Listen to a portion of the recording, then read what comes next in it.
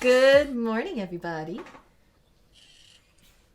Back to Nexus Adventures. I missed you guys so much. But welcome back, everyone, after a week long break. I hope you all had nice weeks and weekends because I sure did. Because I have my friends, I hung out with them.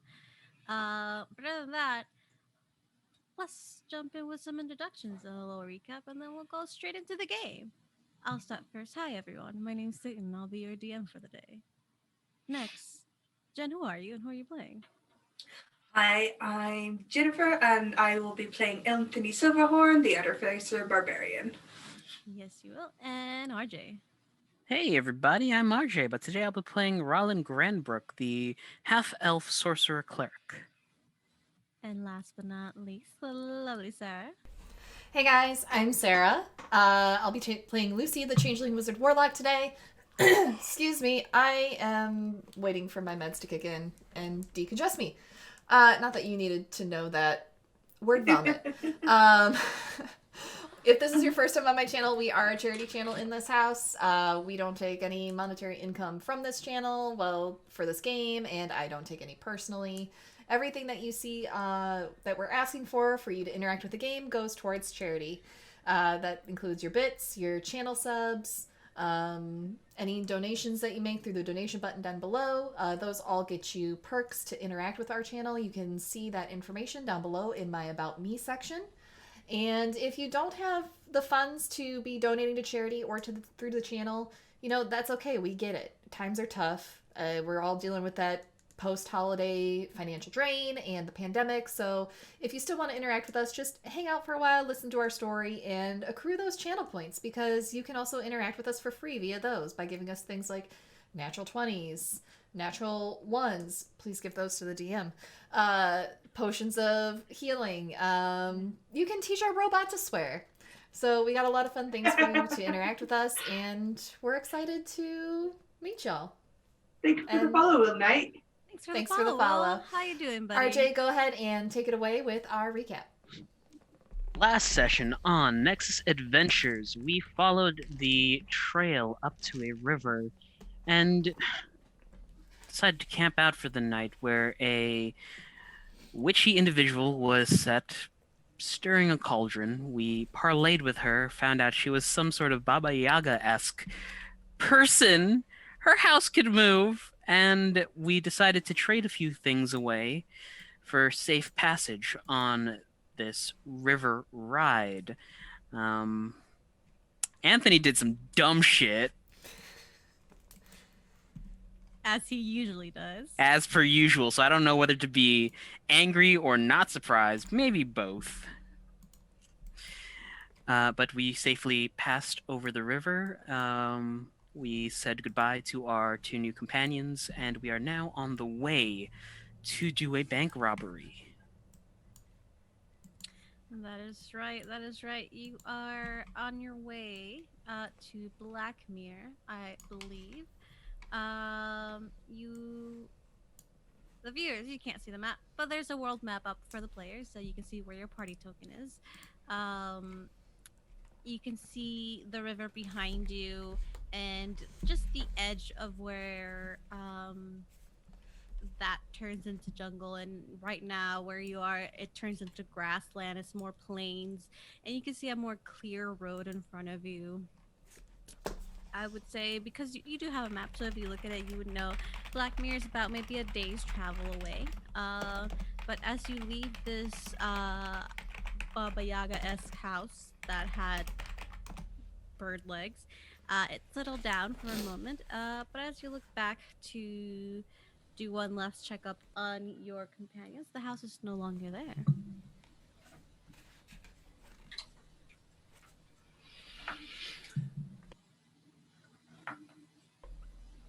Fun. All right. I'll need to do some shopping once we're in town. You buy some things.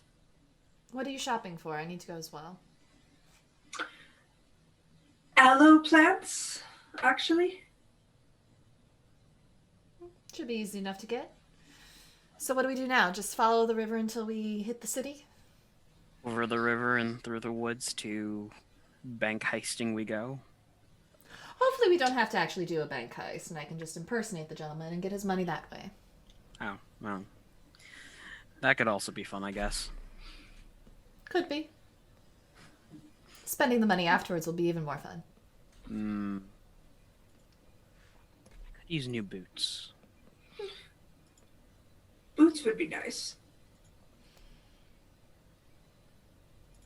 I also need to buy some slime.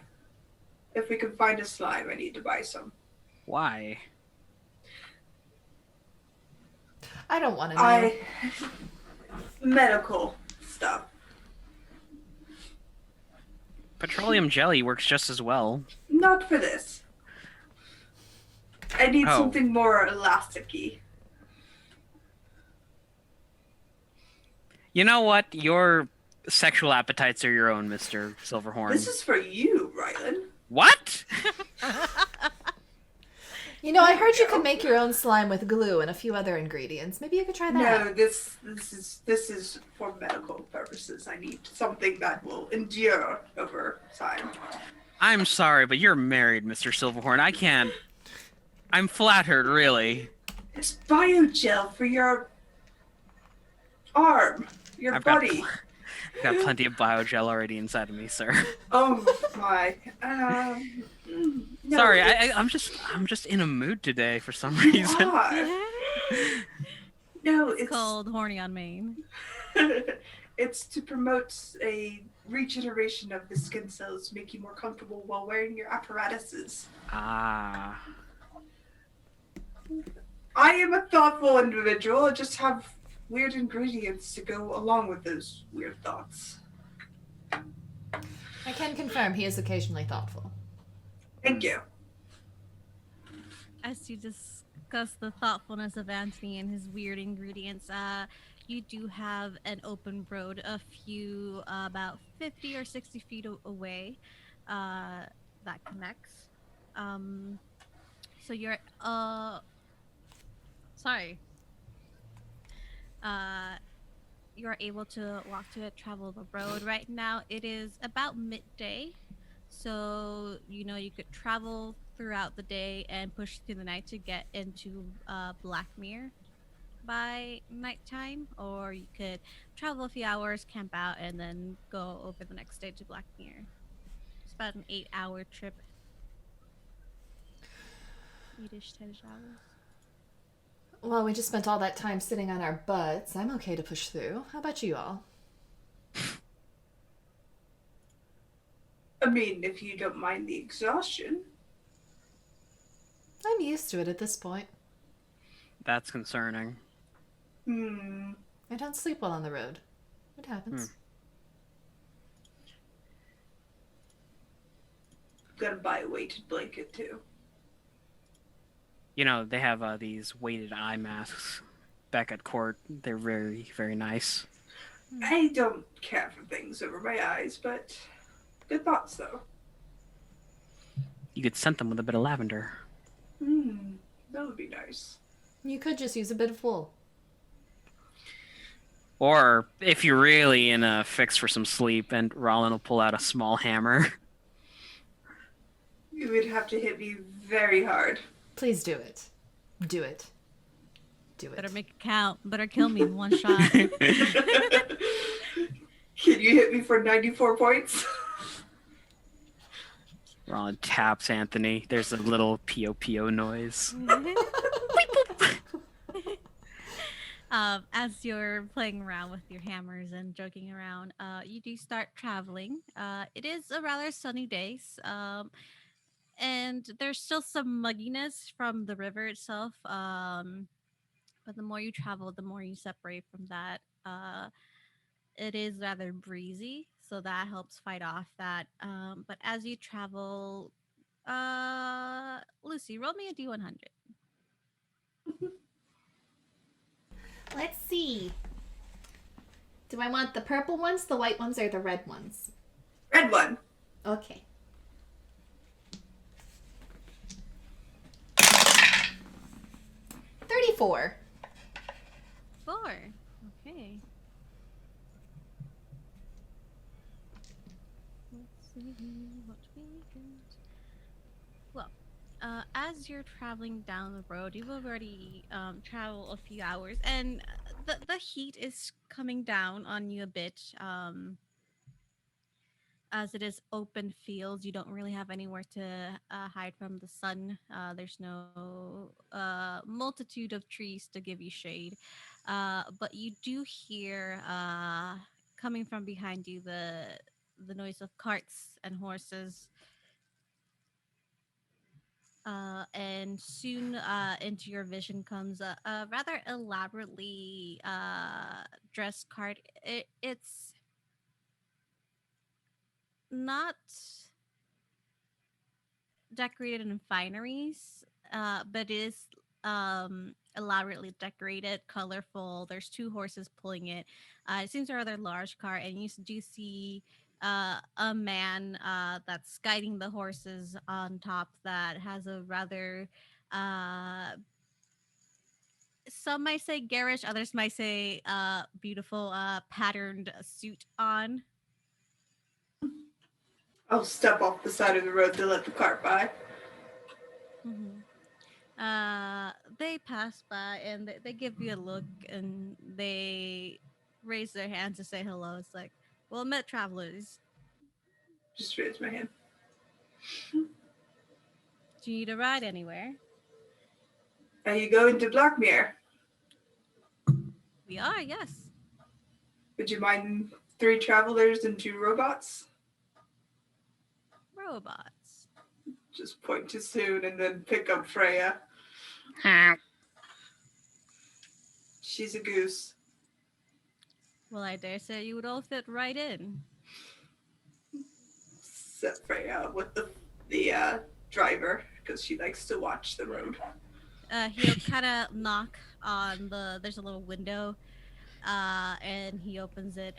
Says, "We have 3 travelers that we picked up. We're going to Blackmere." And you hear different voices and different levels of excitement. But he gets off his the driver's seat and opens the cart door. You see it's a purple, a darker purple carriage, and you see that it has flags and like small decorated flags and a sort of like a cloth hanging from it, very almost festival style in a way.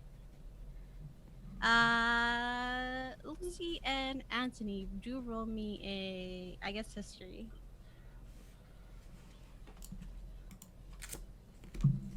It's my history plus 3. 7. 25. 25.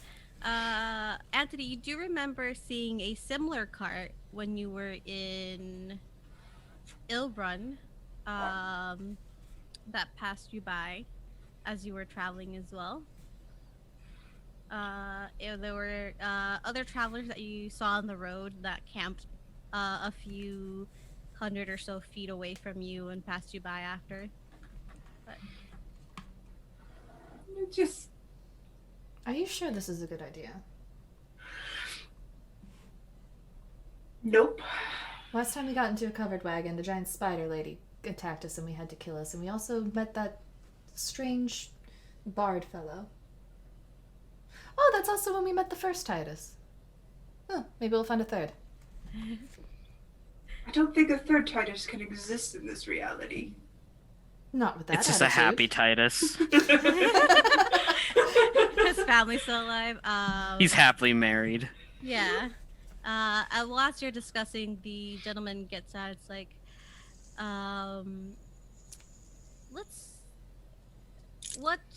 let's create a character. What race is this man?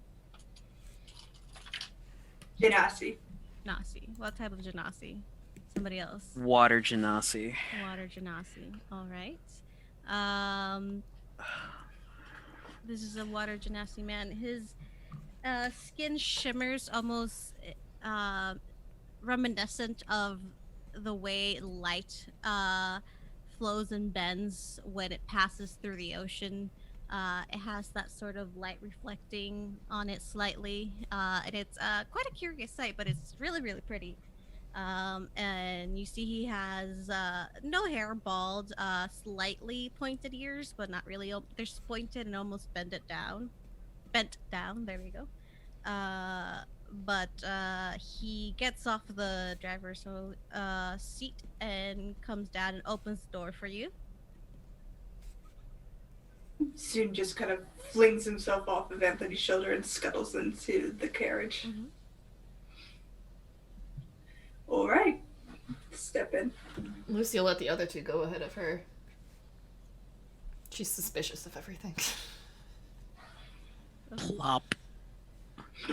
As you go in, this cart is, you can tell it's a lot bigger on the inside, but it looks almost like a lounge area. There's a lot of areas where there's pillows, almost bean bags. There's a little snack area. You see a multitude of people there.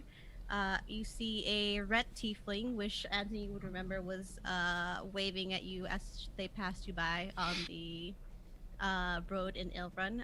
She has big black curly hair, white eyes, and you see a series of white line tattoos. She's wearing a very loose, almost sundress type. She has horns that come up completely straight up.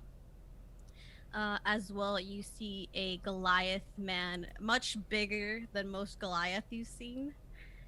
You see a small halfling dressed in just regular trousers and a loose shirt.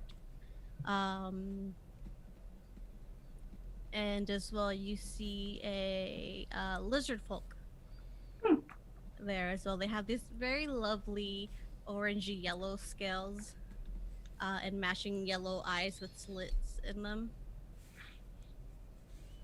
And it is the tiefling woman that speaks up. Hi, welcome. Hello. Hi, room for 3 more? Of course. Come in. It's been some time since we've picked up travelers. Well, we're glad you came by. Saved us some walking time. Of course. Would you like anything? Tea, water, snacks? No, thank you. No, thank you. All Thank you. I know your names.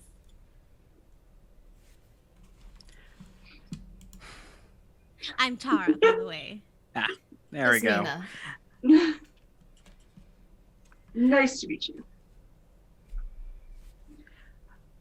I'm Len. Pleasure. Sure. Dentier. Dentier. And you, miss? Ismina. Ismina. Well, it's a pleasure to meet you. Feel free to sit wherever you go. Well, like I said, I'm Tara. This is Leo. She points to the large Goliath man. This is Finn. She points to the halfling. And this is Karos. She'll point to the lizard folk. Pleasure to meet you all. Pleasure to meet you. Oh, feel free to sit around, get comfortable. We're just passing by Blackmere, but we can drop you off. If you are traveling past Blackmere, you should come to Valais. We're setting up a show there. No, Blackbeard's probably where we're gonna stop. No. Well, if you ever do find yourself in Valais in the coming weeks, do stop by. We put on a great show. We will check it out if we are that way. All right. And she'll sit back down and just let you guys sit wherever you wish. But as you travel, you see the halfling is almost sitting with their legs up, and they have like a lute, and they're playing songs just to pass the time as they do for traveling. But excuse me. As you travel by,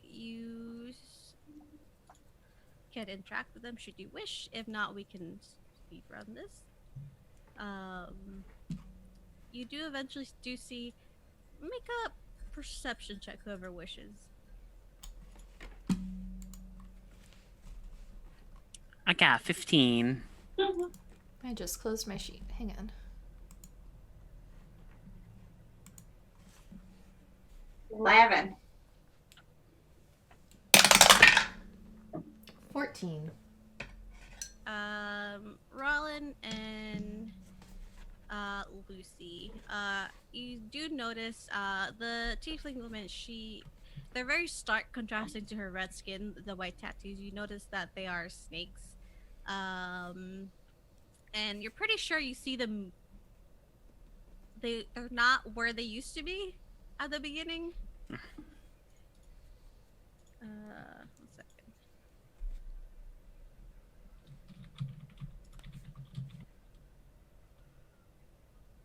But they offer you food, and Tara seems to be the more talkative of them all. And she's like, "Well, where are you guys from? If you don't mind me asking, of course. I know some people like to not be really talkative and not tell about where they're from. I mean, you could tell me a lie. You could just make something up if you wish, also." Loomberry. Oh. Out of country. The Underdarks. Can't hear Can't you. hear you, Satan. You're muted. How about now? Yeah. Okay. We have yet to travel to the Underdarks toy show. I think we've been to Loomberry once, long time ago, but we didn't stop to put on a show. Probably went through a reformation at that point. It was a bit of a turbulent time. If you Yeah, we passed couldn't through a get the while. permits. Yep. Probably a turbulent time. Do you know of Loomberry? Just travels, stories. Like history. Interesting. Do you major in something specific? Just kind of motion too soon. I build things. Toy maker. Oh, a historical toy maker. Well, toys have history, and I make sure to replicate them as authentic as I can. Interesting. Leo here likes making toys for the children as well sometimes, though they're more of the wood kind. And you see the Goliath one just kind of wave a big hand at you. Way back. I do collectors, more of a people order from me, and I just build what they want. That makes sense. Do any of you have other jobs, hobbies? I'm a doctor by trade. Oh, that's lovely.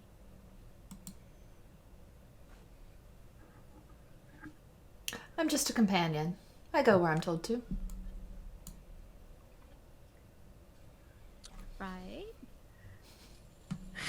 Hold on, I just want to check something real quick. Quickest bone saw from where I'm from. 300% mortality rate at the table. How? Well, you see, I was operating on someone, and, well, I cut through the wrong leg. The blood splurted out of the artery, hit another guy, thought that he actually got hit by my saw, and so he had a heart attack. And the fright of that influenced another person to go into cardiac arrest. So during that one operation, 300% mortality. Is this why no one lets you out? You're my doctor. I'm gonna roll a performance check. Yeah, roll a deception check or performance check, depending. You can use either or. Actually, you know what? I'm gonna use my bit natural 20. 27. You see, Tara's like holding on to a teacup. She's like, Lucy is also just looking at you in awe of this lie you just told. Anthony scoots away and then keeps scooting until he's on the other side of the cart. "Aren't you all just the strangest folk, huh? Really getting 300% mortality rate? Well, yes, if each individual counts as 100%, it's 3 people, one So operation. did they all die? Yeah. Yeah. Were you arrested? No, You should be. you have to get caught to be arrested. That is true. Nothing's illegal unless you get caught. Technically, all that happened was losing my medical license, but it's fairly easy to get one here. Please don't kill me. I make no promises. Please kill him. I want him to come back as a gnome this time. Yeah. You don't want an angry artificer gnome. Nobody wants that. I thought you weren't angry anymore. I thought we were over. Oh, I'm furious all the time. Rollin will lean over and pat the tiefling's hand. I'm joking, love. Oh, ha. Oh. Pretty good lie there. Should Well, Sure technically, for it's that. not a lie. There Oh. is a medical journal that I read where there is a 300% mortality rate that specifies those chain of events. That doctor is no longer with us.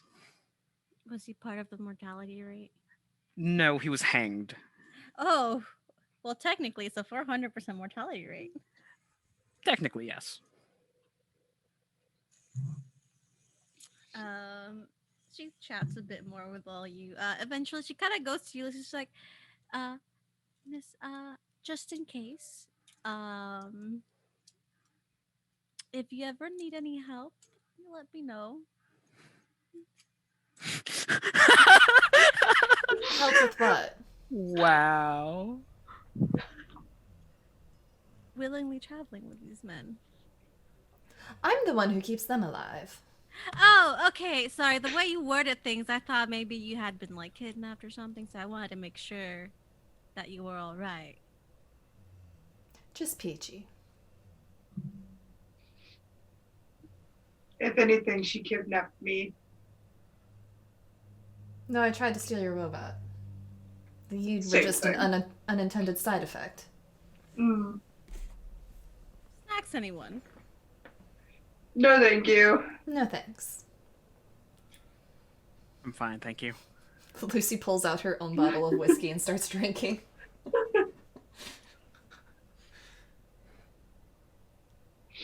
Soon we'll actually play some songs he's heard on the road for the all of them.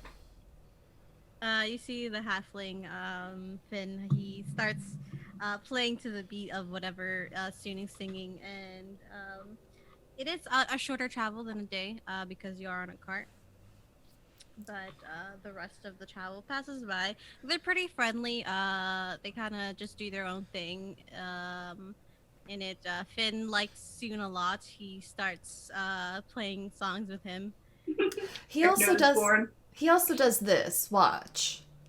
She gives Anthony a sly smile, and she goes, "All right, just like we practiced soon." And she goes, she'll turn to him and go, "Bang!" Soon just rears up dramatically, clutches at his little chaffy, and falls over. I Oh, taught that's him that. amazing! Yeah, Finn just claps. Encore, brava, amazing. I And also now for the second act, pulls out the hammer. don't you dare. I'm kidding. It doesn't really. He'll bonk Lucy, and then it just makes a beep. Boop. I hate that I love that. He'll give it to Lucy. I sometimes use it on my child patients for their reaction to their knees. You know, Hmm. they find it funny. We also taught the robot how to swear. He's quite good at it. Do please show, yes. And a very clever display of words across Soon's body in light of colors. There's a series of swear words. To this date, there are 31 swear words on his display. 31 swear words that wouldn't be possible without viewers like you. Thank you. I taught him all of them. That's amazing. He should put on a little show at times with his little fellow. We do. We do. Then his talents are not wasted. I've never yet in my life met something like this. I am honored to have met such a Marvelous little contraption. You should bring Just out puffs Freya. Oh, I'll snap my fingers and Freya appears on my lap. Oh, all you hear is like, oh no, man's robot from outside. It's fine, I got her. Oh, okay. He was like talking to her, like telling a story. She'll just honk at them. Amazing. Yeah, if Finn steps down, he was sitting at like probably a beanbag that was pretty tall, surprisingly. But he hops down and stands in front of her. Well, aren't you the most adorable little one? Well, besides you, points to Sue. Sue looks happy and Freya gets up and she starts worrying. Oh, no. I've clapped my hand and make her vanish. She doesn't like that sort of stuff quite yet. She's learning. Like what? What was she gonna do? Blast a hole in this cart. Oh dear. Do you want to summon her She's back? a I'll little carry her. feisty. Summon I her like back. her. A little feisty. Lucy puts. Is she still tiny? Yeah, she's still tiny. Lucy puts her in like the pocket of her coat, so like just her little goose head pokes out. There. She just Wink. honks. Like a baby kangaroo, but goose. Yeah. Tara will go over. Do you mind if my pets play with your little sphere girlfriend? They're Yeah, not Sue squirrels, likes are they? that. What? They're not squirrels, are they? Oh, yeah. No. He has a Okay. vendetta against squirrels. We don't really understand it. Uber vendetta. No, she kind of puts out her arms and you see her snake between their snakes. Does he like snakes? Yes. Snakes haven't tried to eat him, so They're quite small. The One larger tried to one that eat me. in their oh. several times. Mm-hmm. Would Let's you try rather it. All right. She kind of like very gracefully like puts out her hands and you see the tattoos themselves start moving across her body, and as they get to the palm they almost come out of her skin, and you see a series, maybe two or three about three smaller, maybe about 2 feet long, thin snakes, and they're all completely white with red eyes. They come out and start snaking their way towards Soon. Lucy will put her hand down for one to come chill with her. They'll kind of, in a weird way, sniff like they're doing the little snake dance as they see your hand. And there's Tyra says something, and almost like it's all right. They're friendly, I think. And it'll go up your palm and up Lucy's hand, like in a spiral. And it just kind of like lifts its head and looks at you. And like She'll give it looks at little you. little head pets. Yeah. As you give it head pets, it kind of just boops your nose with its nose. She likes you. They're precious. Do you have them named? Yes, I do. That one's Liara, the one you're holding. She has a little black spot under her belly. That's how you can tell. This one is, let's see. This one is Rio. She'll point to one that's almost wrapping itself around Soon. Not squeezing, but it's like almost hugging Soon. Soon just kind of beeps happily. Yeah.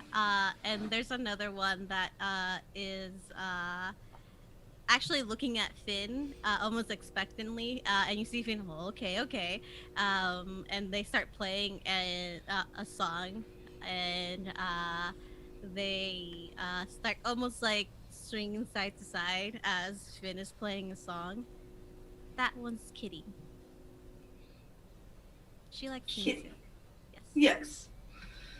It's precious. Thank you. They're my babies. I mean, not literally. Yes.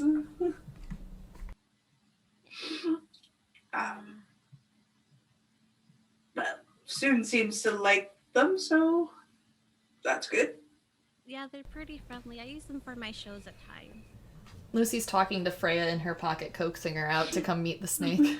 Yeah. How does Freya react, Jasmine? Oh, Freya peeks her head out, honks, and then kind of slinks back in. Pokes her head out, honks again. Slinks It's back alright, in. they're friendly. I won't let anything hurt you. She gives you a very as if look. Pokes her head out. When have I ever intentionally let anything hurt you? He's the one who sends you into fights, not me. She gives a honk of agreement. You see, Liara, is it Liara? Yeah. She kind of like, as curious as Freya, kind of like is looking at her. You see that little eye turn to look more at her, and a little tongue come out, and then does the same sneak boop against Freya. She pauses and boops back.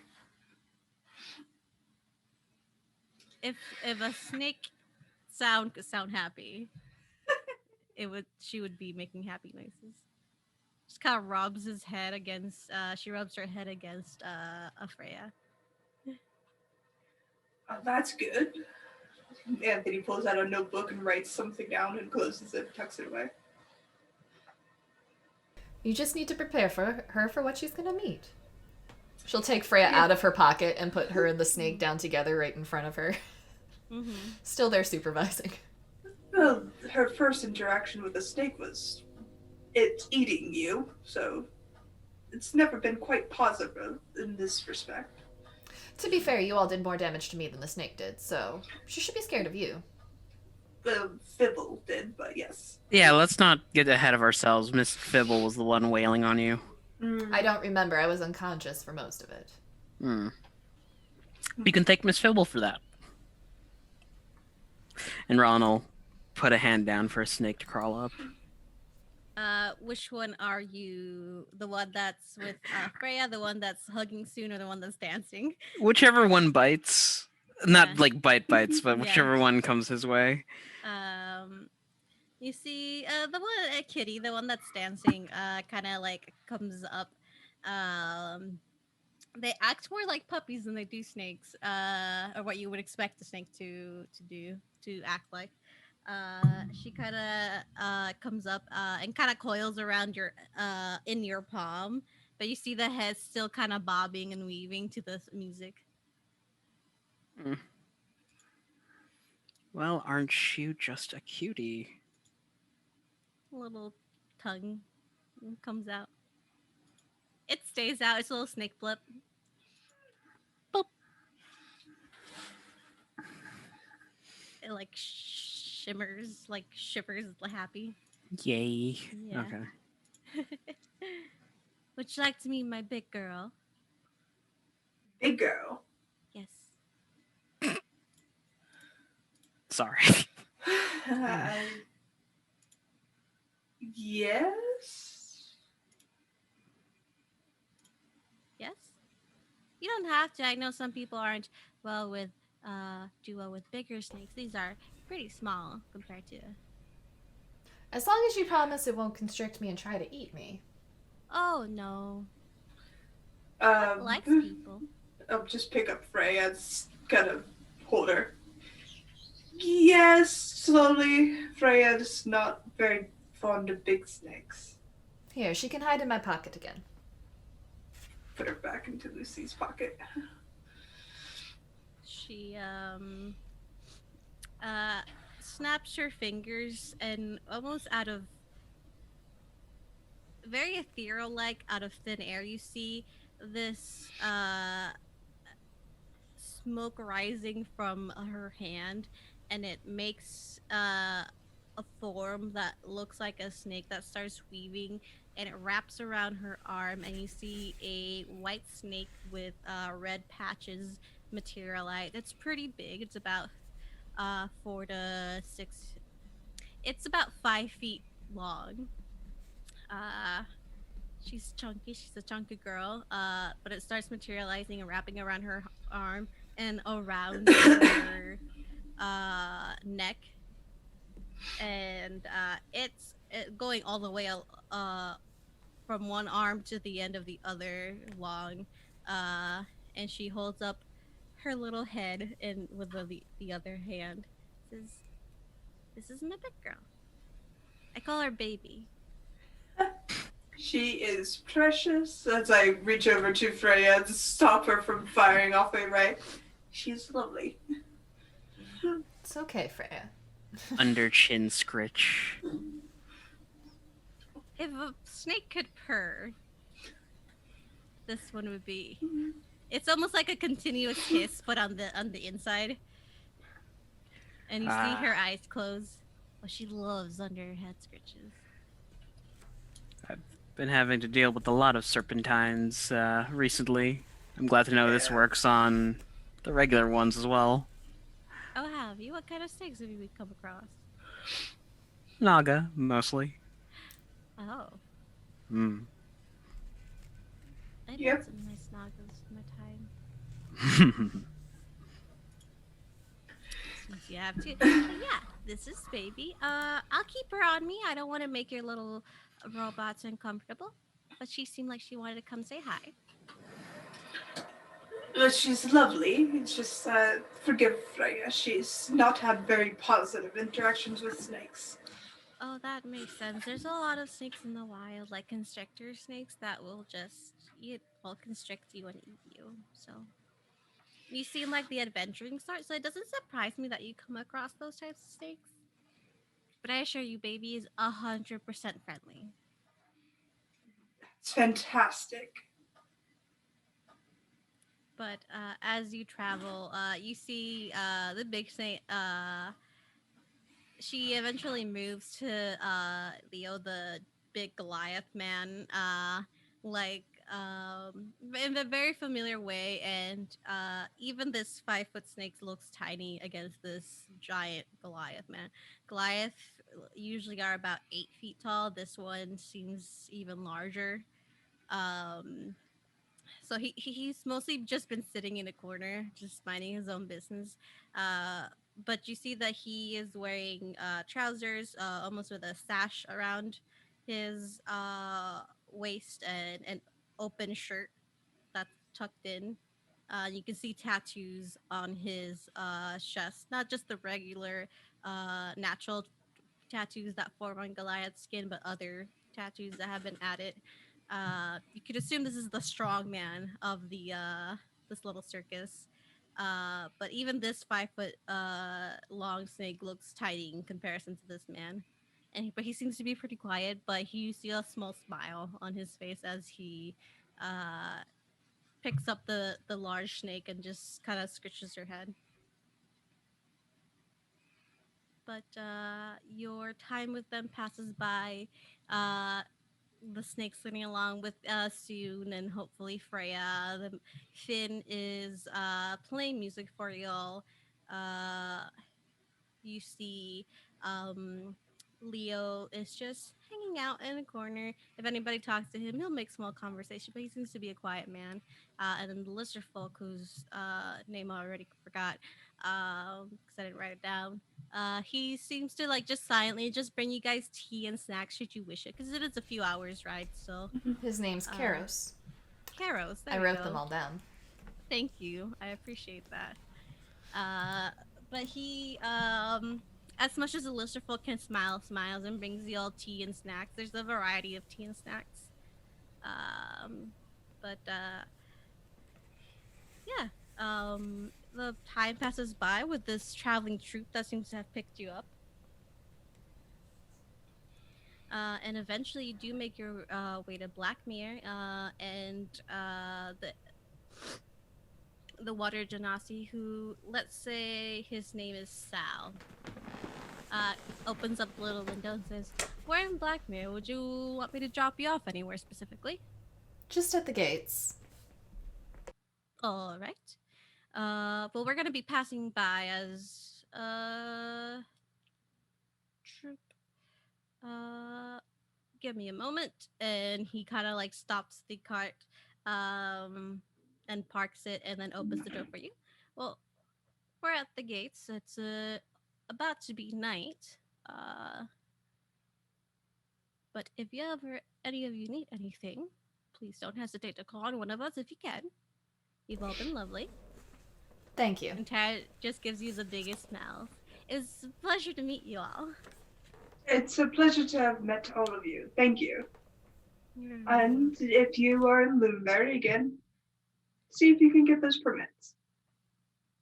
all right, we'll try. Last time it didn't seem like we were gonna get them, but we'll try.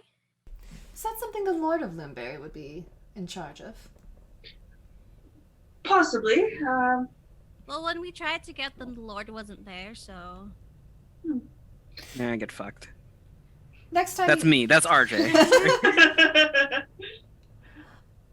He was probably away on some work.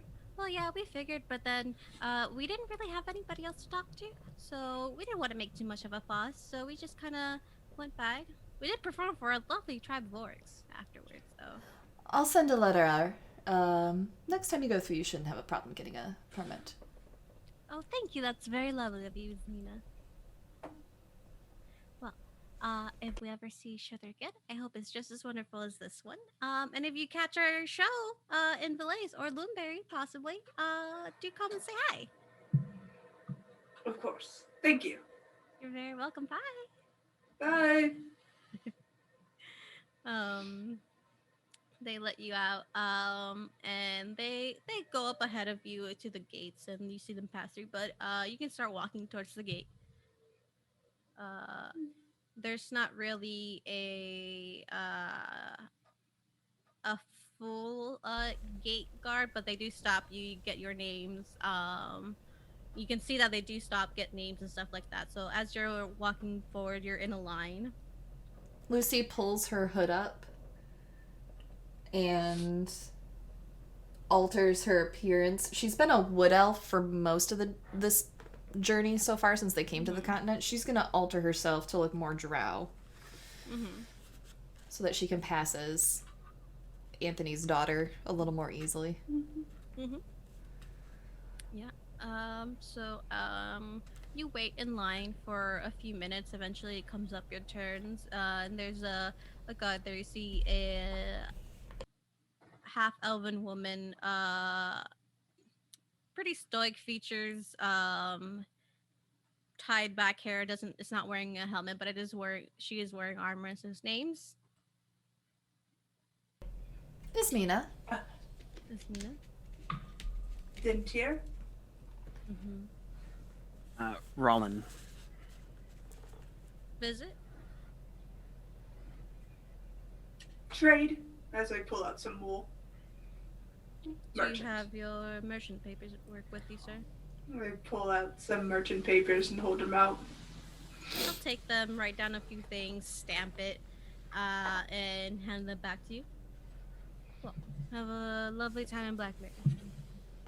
Thank you. Welcome. Next! Head and tuck away my papers. As you pass by a smaller gate. There's a larger gate for carts, but this is a smaller, just for people gate. And it is starting to be sunset as you travel into Blackmere. I'll pass you guys over the little mood board I did. You see that there are buildings made out of stucco and wood beams, thatched roofs that come to a point. They all look very well taken care of. It's not very colorful. It's all white with this really nice dark wood. Seems the city of Blackmere has its own aesthetic to upkeep. But you see different buildings coming through. You start walking through, and it is through closed closed roadways. So there's houses and buildings on either side of you. And you do see a various of nightlife. It seems that even though it's coming to a close, there's still people out doing last minute shopping, going into bars and inns. Lights start coming up at the entranceway of businesses that stay open later on. Lucy will start looking for an inn that they can stay at for the night. Mm-hmm. Are you asking someone, or are you just looking for a sign? She'll look first. If she can't see anything, she'll stop and ask someone. Go ahead and roll me an investigation check. 13 plus 7. So dirty 20? Yeah, dirty 20. 320. Okay. So let's see. You see, you see, an inn that has its lights already. It has multiple, colorful lights, like almost like fairy lights, in the front, and you see a lovely sign, that has a magpie on it, and it's, called the Elegant Magpie Inn. And you come in. It's as you come in, it is a lot more, a lot warmer interior. There are plants inside, giving it a much greener look, than the outside. The outside is very much, the city itself very much man-made. There's not a lot of greenery, but inside here it is warmer colors, more plants, and the air itself seems, you don't know if it's an enchantment or just, what they have in here. It's an warmer, I know I've said warm a lot, but you feel the temperature itself is much more comfortable, uh, and it's very simple, but elegant, in an almost minimalistic way. Um, and there is a desk to the side where you see, um, and let's say fire genasi this time. The hair, is set ablaze, moving with them as they, move around the desk, getting some paperwork. They have this really lovely charcoal gray skin with bright, eyes, almost like a burning ember. But as they see you walk in, they give you a bright smile of white teeth that seem way too white against their, glowing eyes and skin. Uh, but they look just like, "Hi, welcome to the Elegant Map Pie. How can I help you?" Hi, we'd like a room for the night, please. Of course, single, double. We have one that has, a group room that has 6 beds. Group room is fine. I can cover the cost. All right. That would be about, for the group room. Are you want it to just be your party, or would you like to share with another group? Our party, please. All right. We do have. I'm looking as if I'm looking at my desk, but he's looking at his, paperwork, and a little table that you see has like rooms numbers scratched out. We do have a 3-person bedroom available. Is it just for a night? Book us for one night now. I'll extend it tomorrow if needed. No problem. That'll be 8 silver, miss. She'll hand it over. And he'll take 3 keys. Very lovely. You see that the top of it, is a magpie, and they will hand them to you. If you need anything, please let me know. There's no room service, but there is a dinner at around, 8 o'clock. Thank you. Sounds good. Thank you. You're very welcome. Do enjoy your stay at the Elegant Magpie. If you need anything, please let me know. Thank you. Your rooms will be in the 2nd floor. And it is room 23. Why not? Thank you. I'll have a guest coming. They may be looking for me. Under the name Dale. Dale. Alright, I'll let them know, miss. Excellent. Thank you. What name will they be asking for? Ismina. Miss Mina. Alright. Well, I will let them know. Thank you. Very welcome. But you are free to go to your rooms. should you wish. There is it's a very nice room. Simple, but again, everything seems to have an elegant touch. It's very well kept. Has a small has two desks actually at one end of the bedroom, and three beds against one wall. It has a nice vanity near the door. Lucy goes. Lovely curtains. Lucy sends a sending to Echo once they're inside and out of earshot of anyone at the inn. Mhm. We've made it to Blackmere. We're at the Elegant Magpie.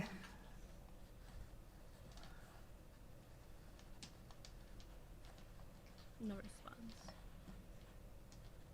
Ask for Ismina. Tell them your name is Dale.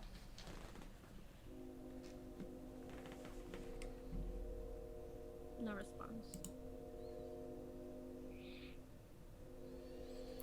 Lucy waits for like 5 minutes, rolls her eyes. I'm sorry to bother you, but can you please at least verify with Echo that they received my message? I don't know if I'm supposed to wait here for them.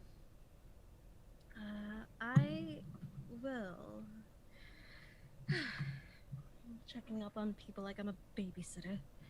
Well, let them know they need to respond to me. Fine. I haven't heard back from them yet. Give me a second. And the connection drops. Mm-hmm.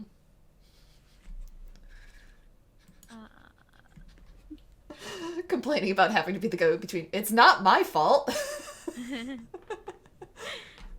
Tell your damn spies to respond. It's a bit like 15-20 minutes after where you get a response from the Lady of Twilight. It's like, they're indisposed. So I should expect them tomorrow? Not at all? I would like to say not at all. Things went a little. Things got a little sidetracked. What happened? Don't worry your pretty little head over that, dear. Well, do I need to come back now or do I need to come back tomorrow? That is up to you. I prefer this thing to be put out, into a vault as soon as possible. But if nothing has happened yet, I'm sure you could wait.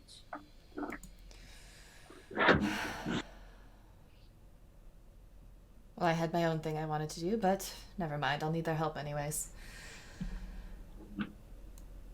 What is it that you want to do, dear? Never mind. Don't worry about it. She ends the connection. We're going back. Anything we need to pick up here before we do? Back to where? Back to the jungle? Court. Oh. Oh, Something's happened. Echo's hurt. that's concerning. Yes. And she won't tell me why, so we're going back. Can you pick up your slimes back home? Probably. I'd probably just ask Banner or somebody. Probably find one in one of those dungeons your lady keeps. Lucy gives like a long sigh and does like the pinch my nose with both hands. All right. I'm gonna write a letter for the room people. She just takes their keys, leaves them on the desk with a note. Sorry, we had to leave unexpectedly. Yeah. I mean, you already paid, so. Mm-hmm. She'll leave like a tip for whoever comes. Yeah. All right, everyone, grab hands. Can we do this tomorrow? I do want to pick things up here. What do you need to pick up? Things I can't get over on the other continent. We can come back. I don't want to make this wait. All right. Just call Soon and Freya. And they hop on your shoulder. She'll take Rollin and Anthony's hands and click her ruby slippers 3 times. There's no place like home. There's no place like home. There's no place like home. God damn it. That was a feature that she added just for you. Uh, so as you say your magic phrase and click your heels 3 times, you feel the magic wrap around you, and the floor just fall from under your feet, and with a burst of light, and in a second that seems almost endless, but gone very quick. You find yourselves in the brazier lit room of the teleportation circle at court. I don't get motion sick anymore. Oh, that's good. I wonder if I can get her to make these two-way. That would be convenient, especially now that you're not likely to toss your cookies. Lucille send ascending to the Lady of Twilight. Yeah. We're here. Brilliant. As you're sending that, the door opens and you see a guard come in, and you hear like a, "Hey, Lucy," and it's Joa. Joa, hi. Hi. You didn't tell me you're gonna come back. Well, plans changed last minute. Didn't know that someone was hurt. Someone's hurt. Apparently, or indisposed, or just being cranky. I'm not sure why. All of those are possible here. Let's Come on. Yeah. let's just hope they're being cranky. Or they could have found themselves a partner. I don't think it was that kind of indisposed. Right. Well, come on in. Mr. Grabbook, do you want me to grab Yes, please. yeah. He leaves for a moment and comes back with a wheelchair for you. Roland just settles into it, sighs, and you see him open up his shirt, and there is an apparatus there, and he just cranks it to the right, and the glow kind of dims, and he just sighs as he settles in. Yeah. Do you want me to push you? Hopefully not down some stairs, but that would be appreciated. Lucille pushes wheelchair for him. This chair you can either push as well or do your own wheels. So there is recently, you'll see, Rollin, a new addition to your chair on your armrest. It's a few, they're not precious gems, but you see almost smooth onyx in a cross pattern. You could probably move yourself as well if you wish to. Did Jack install these? Yeah, before he left. Oh, bless him. He's gonna go into like a side pouch and pull out a blanket and just throw it over his legs. Do I need to alert anyone of your arrival? I've already alerted the Lady of Twilight. As you I'm say just that, gonna. you see a tall figure come by. Hello. Speaking of, do you have your own lead-lined box, or would you like ours? Please to come with me to my office. All right. And you see, there's a few hours difference here, so it's probably like 2 in the morning here.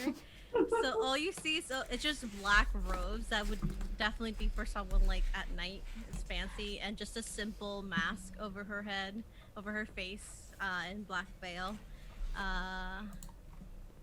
What were you gonna say, Anthony?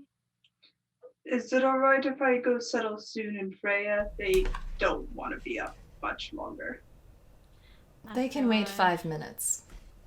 Yes, it can wait here. This is much more important. Come with me. The robots, Right. they don't need to sleep. They need to power down. They do go through a cycle. Have them power down in your bag. They don't like it. They like when they're in a place they're familiar with. Okay, well, they'll be somewhere familiar in 5 minutes. All of you follow me. Lucy is so exasperated at this moment. Robin, it's good to see you again, dear. It's a pleasure, my lady. And she'll just start walking to a similar path that is her office. But she's quiet along the way, and with a wave of her hand, the doors open and she motions for Ollie to go in. Lucy will go in and wait for the door to close. Mhm. It closes and it glows brightly before it dims again. What happened? What do you mean? What's wrong with Echo? They're indisposed. Anything we need to be concerned about? If it was, I would have told you. Lucy just rolls her eyes. All right, where do you want it?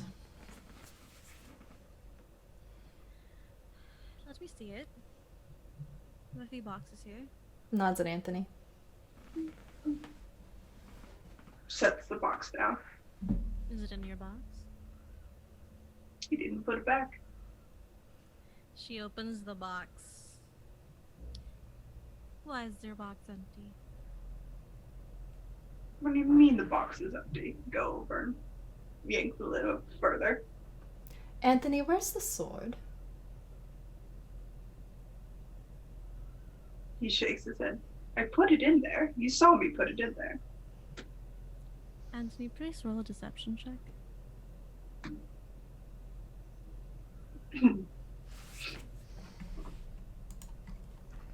What do I have to roll against a deception check? Insight. Insight. Gotta make that a nat 20 for a 23.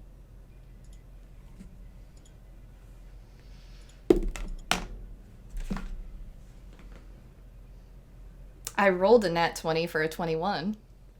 Oh, damn. I have a sheet for her. 1 second.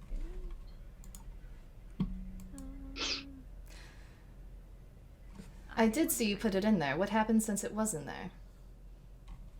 The Lady of Twilight is just sitting on her desk watching you two talk. We opened it when we points to the collar that's still in there. We put that thing in it. Right. I remember. We saw it there. Aiden saw it there. Took it with us to the witch lady's house.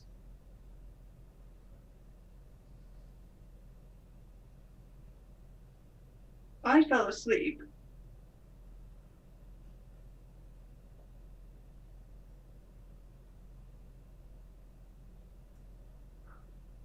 That's the last time I saw it.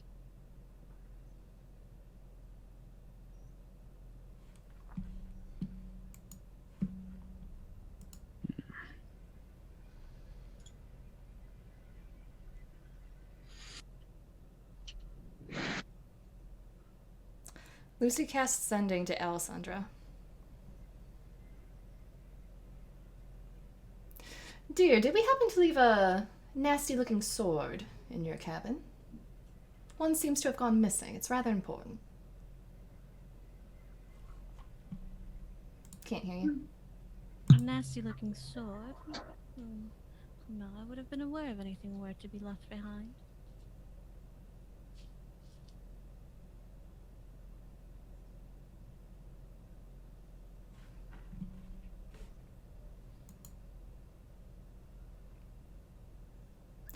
Where's your bag been? He recalls all the places he left his bag.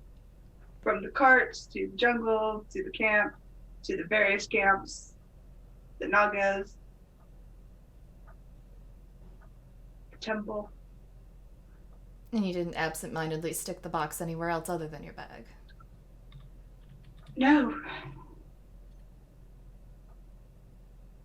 It's not a bag of holding, unfortunately. Your yarn bag is. Dump it out. Yes, but just kind of take my yarn bag and dump it upside down. About 2 tons of yarn falls out. You have a lot of knitting to do, my friend. So you're Don't touch telling her. me you misplaced this very powerful sword from an ancient god of chaos? Or it was stolen from us. Stolen, so you left it somewhere, or you didn't take care of it enough. and someone stole it from you, so it may be out in the world somewhere.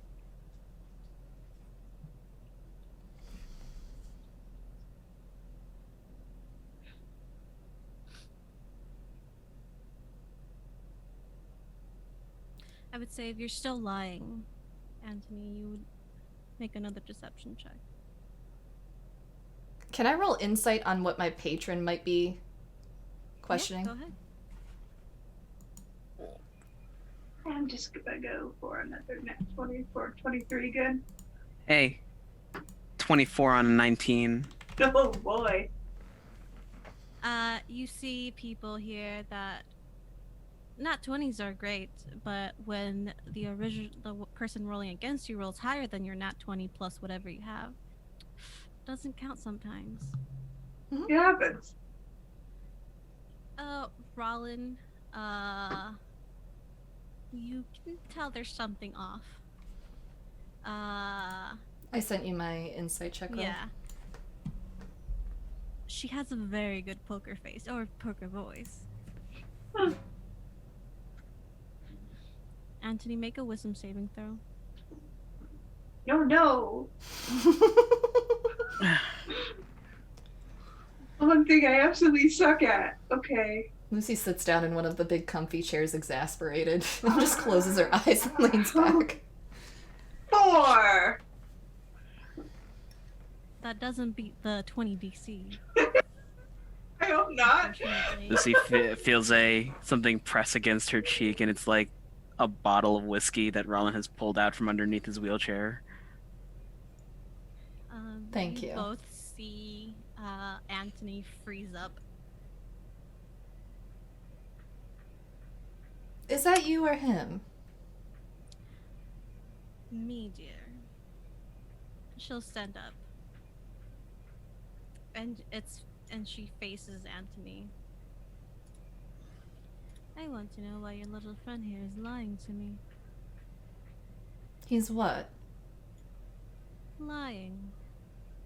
Lucy does a slow head turn and then casts locate object, describing the sword.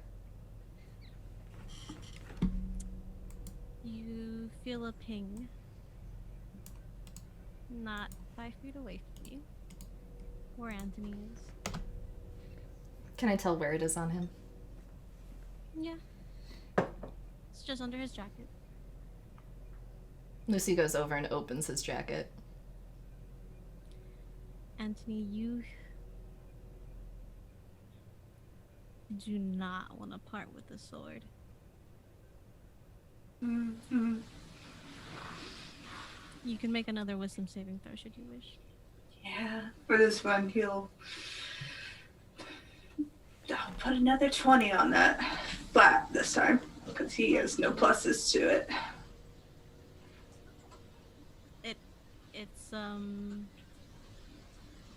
It drops because the DC is 20. Hmm.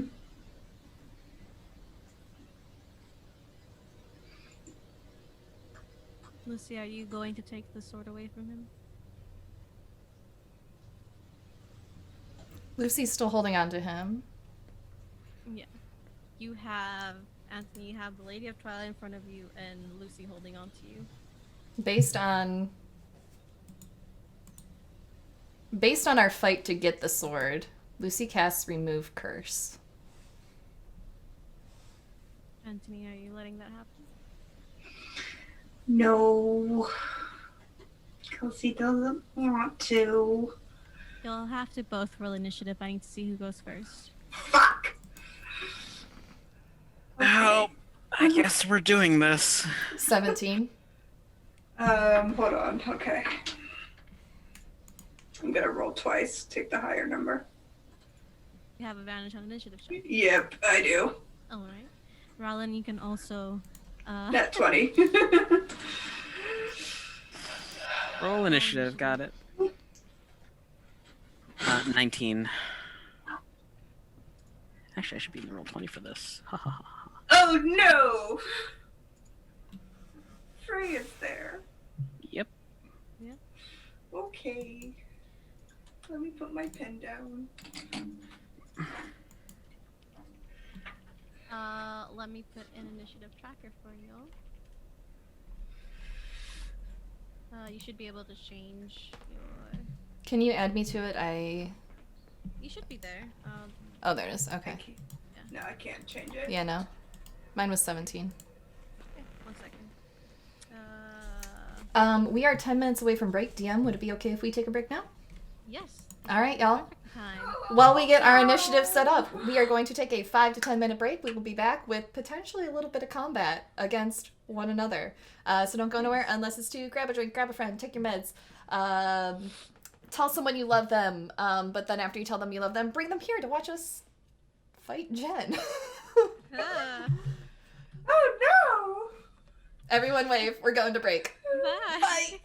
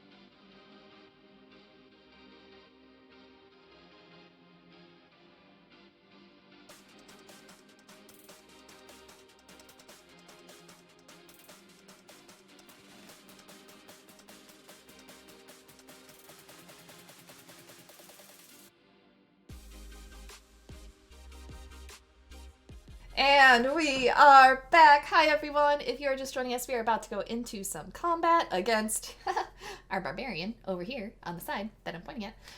If you are new to our channel and you have recently joined us in chat, hi. Welcome to the Hype Goblin channel. This is a charity channel. You can affect our game with your bits and subs and donations. All that information is down below, and it may become really important for us in the next few minutes. So if you'd like to affect our game that way, feel free to. If you have been with us for a while and you've been watching accruing those channel points, you can also affect our game via channel points as well. Yeah, so that's my spiel. Satan, kill me. So, Anthony, you have broken away free from the Lady of Twilight's hold. She is in front of you, looking very tall. She is in her 8-foot form, looking down at you. You can, while you cannot see her face, you can tell that she is not happy.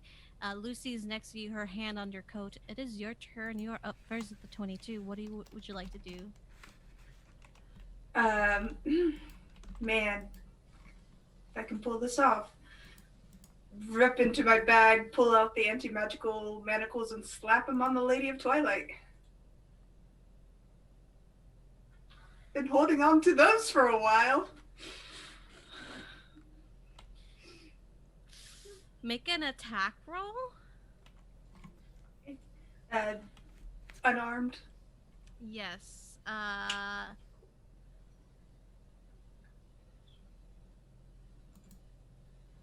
13. 13. Does not hit. Right. That is your action. Do you have a bonus action? Bonus action.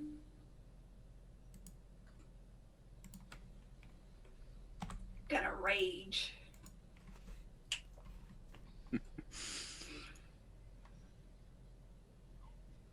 Can't hear you, Satan.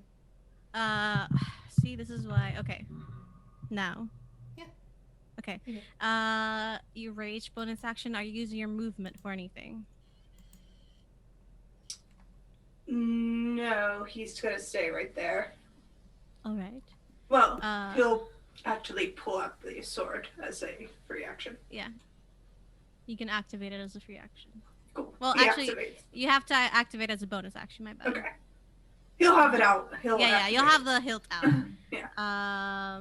Next, Rollin, it is your turn. What are you doing? The Lady of Twilight is large and in charge. She's blocking your view against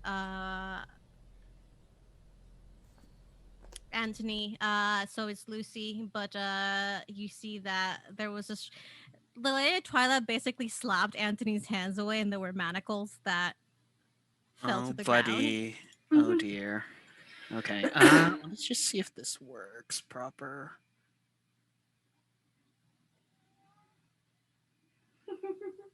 You can hear the cat, huh? Yeah. Okay. He's going to wheel himself around this way to get a better view of Anthony. And you do have your I don't know if you have it open, but you can have the wheelchair stats up. Yes, thank you. Very welcome. He looks over at Anthony, knows something is wrong from his previous insight check. He's going to cast command and say, kneel. You have to make me a Wisdom 17 saving throw. Cool. Oh boy! 2. On your next turn, buddy, you're going to have to spend the entire turn kneeling. So that means you're going prone. Also, you'll drop your rage. That's fine. Freya, unless you get damaged. Yeah. Freya doesn't need my command to. Oh. Yeah, about that. So that gonna quicken that out, so I do that as a bonus action. Firebolting Freya. Oh no, baby! She honks. Taking away. Oh, baby! Does she have any resistances? Yeah, she has a lot of resistances. Oh, I crit. Baby, no. Baby. So 23 points of fire damage. points of fire damage. Because a natural 20 hits, right? Yes. Natural 20 hits her. Freya does go on your bonus action, I believe. I raged. Yeah, so but for her to actually it'd have to be on You your have to bonus use action. your bonus action. Mhm. Yeah. Yeah. Okay. But my bonus action was spent to rage, so she didn't go on my turn. just in case. Yeah. Rollin, is But- that your turn? How much Yeah. damage? 23 points of fire damage. 23, okay. She pops out of existence. She's only had 20 points. So Lucy, from beside you see Anthony drop to his knees, a still rage on his face that kind of dies down, but you know there's something off there. And Freya just pop out of existence as a fire bolt comes passing through you, and it is your turn. What do you do? Bonus action, Blade Song. Mhm. She starts just pulling arcane energy out of the air, and it crackles across her. Action. Let's see. It bumps my AC and walking speed just in case.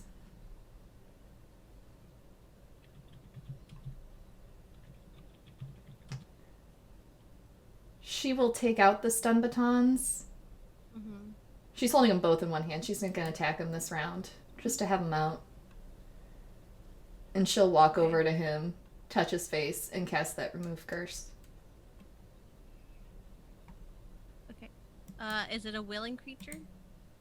No. Nope. It just happens. Is there a save? There's no from save, it just or- happens. I'll put it in chat on roll 20.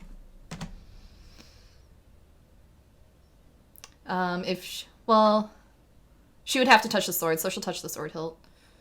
Mhm. But it breaks his attunement to it. Okay. Breaks your attunement to it. Yep. Is that your entire action? Your entire turn? Mm-hmm. She looks very disappointed at him. Yeah. um. We'll also say, just for cinematic effect, she puts herself still between the Lady of Twilight and him. All right. Let's see. It is the Lady of Twilight's turn.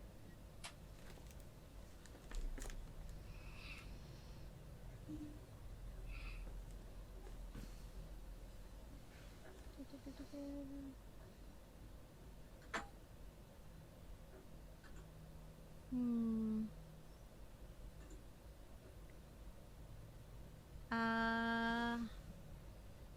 If you'll allow the dialogue, Lucy will say over her shoulder to the Lady of Twilight, he's no longer attuned to it. All right. You. Hmm.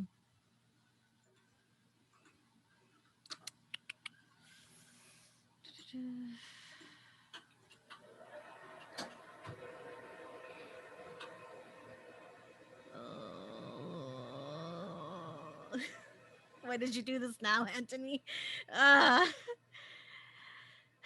She. He just didn't get the chance to put it away. He tried. Sure did. She's gonna take the shackles that you tried to put on her and slap them on you. Okay. I'll pose that. If I can. You are prone. You are. He doesn't go prone until his turn. Oh, He has to spend okay. the entirety of his turn doing the action. Mhm. Okay. Yeah. Go ahead. Oppose that. It'll be, I guess, an attack. You can counter. We'll do like so. She'll try. It's an unarmed attack, so that is just a straight roll, right? Athletics or acrobatics. With a 2, she did not. You are able to, oppose it.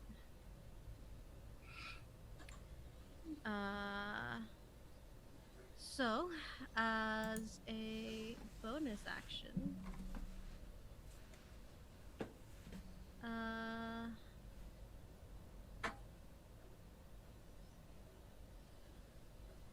she's going to make a charisma saving throw for me. Charisma saving throw. Okay. 11. 11. She sees as you struggle, and as a bonus action, you just see her very quickly with her claw-like hands just swat at the air, and you see this fissure open of dark purple and pinkish light come through this fissure that has been ripped in time and space, and you are you feel a pull from it, and she pushes you into it, and the fissure closes.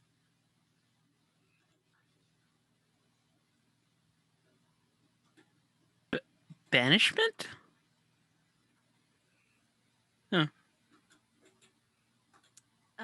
So as she creates this fissure, pushes your body into it and closes, you are stuck in this in-between plane. We are still in combat, so we will I'll go to next. Anthony, it is your turn. I believe Deal within the fissure. yeah, if you're technically on a different plane, I don't know if the spell would keep. I mean, the command was issued before I fell in, so. Mm-hmm. Yeah. So that is your turn. Next is Rollin. Well, where'd the fuck you go? Not here. Are we preparing for him to come back, or do I have to go get the sword again? Don't you have the sword? No, we didn't Oh, take right, it you out of his touched it. hand. I touched it. He'll be coming back if he can resist it. Rollin, are you preparing anything? I guess he will actually, he will twin cast haste on the Lady of Twilight and Lucy. Alright. Bonus action, he'll eat a 4th level spell slot to get back 4.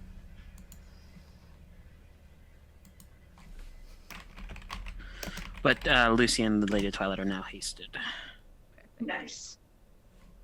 Or you can prepare something should you wish. No, that's just gonna be his turn. Okay. Lucy, you can prepare something if you want. I'm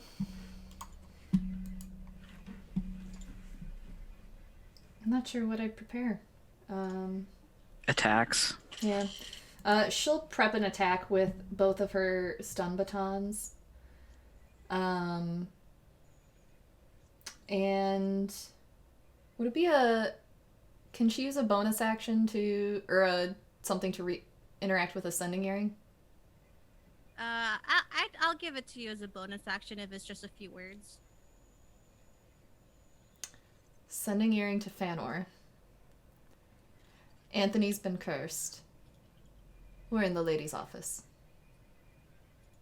Dad, help. It is the Lady of Twilight's turn as you see a sickly green energy wrap around her hand. Anthony, it is your turn again. Please make me another charisma save. Trying to beat a 20. 16. 16. Alright. I will say as a action, she has legendary actions, guys. Fuck yeah, she does. She's a powerful as a- bitch. As a legendary action, she will drop the spell for now, and you pop back into existence.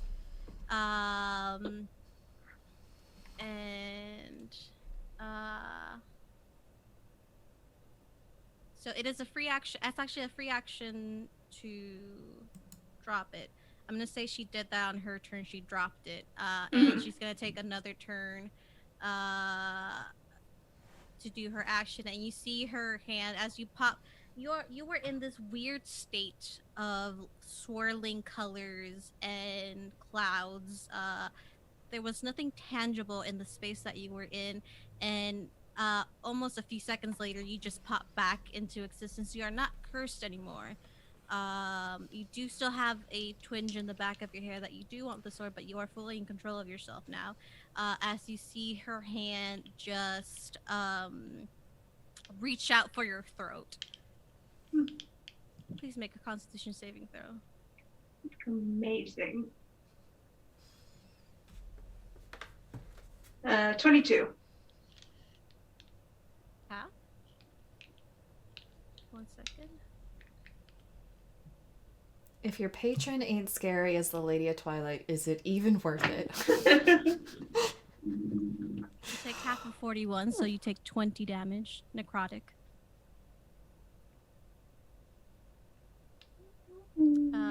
And you'd be considered grapple. The DC to get loose of it is lower, I would say.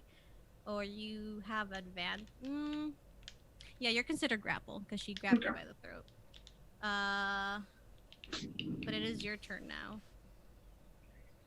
As you feel, once her hand wrapped around your throat, you felt almost your part of your essence just leave you, and you'll see the sick green energy that was around her finger swirl into Anthony, and part of him, this bluish energy, comes out from him and into her. Are we taking our held actions now that he's back? Yes. Okay. Who do you want to go first? That was I Lady? would say we'll go by turn order. So Rollin, you go first, and then Lucy. RJ can't hear you. I didn't have any held actions. I just casted my spells Okay. to Lucy and the Lady of Twilight. Yeah. Okay. And I was hasted, so Yes. sorry. It's only one held action, so if you can attack Mhm. multiple times in one action, you can do that. Yep, I can. But you wouldn't be able to use your hasted action Exactly. during Right. this hold. Does a 21 I know, hit? Frankie. Does a 21 hit? 16. Yeah. Oh, Does a 22 hit? Yes.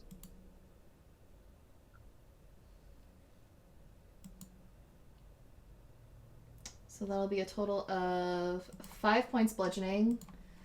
I will need a wisdom save, I believe. Is it? No, con save. Constantly. 11. 11. Fails on the first try. You are going to be stunned until the end of your next turn. Minus 5. Can you post up the stun condition? I'll post it up. I have it right here. Thank you. I'll post it in the Roll20. So you're incapacitated. You can't move and can only speak falteringly. You automatically fail strength and dex saving throws, and any attack rolls against you have disadvantage. I can put up the... They have advantage. Yeah, they have advantage, sorry. I'll put up the incapacitated condition for you, but you can't take actions or reactions. Is he incapacitated or is he stunned? If you're stunned, you're incapacitated. Okay. The stunned creature is incapacitated, and the incapacitated condition means you can't take actions or reaction. So it is your turn. You cannot take an action. So it passes back to Rollin. I apologize so much for this next string of horribleness that's about to happen to you. I'm twinning Ray of Frost and targeting Anthony. Oof. Does a 28 hit Yes. and a 22, so yeah. Yes. Once 7 cold damage on the first, 9 cold damage on the second, and your move speed is reduced to 20 feet by 20 feet until the start of my next turn.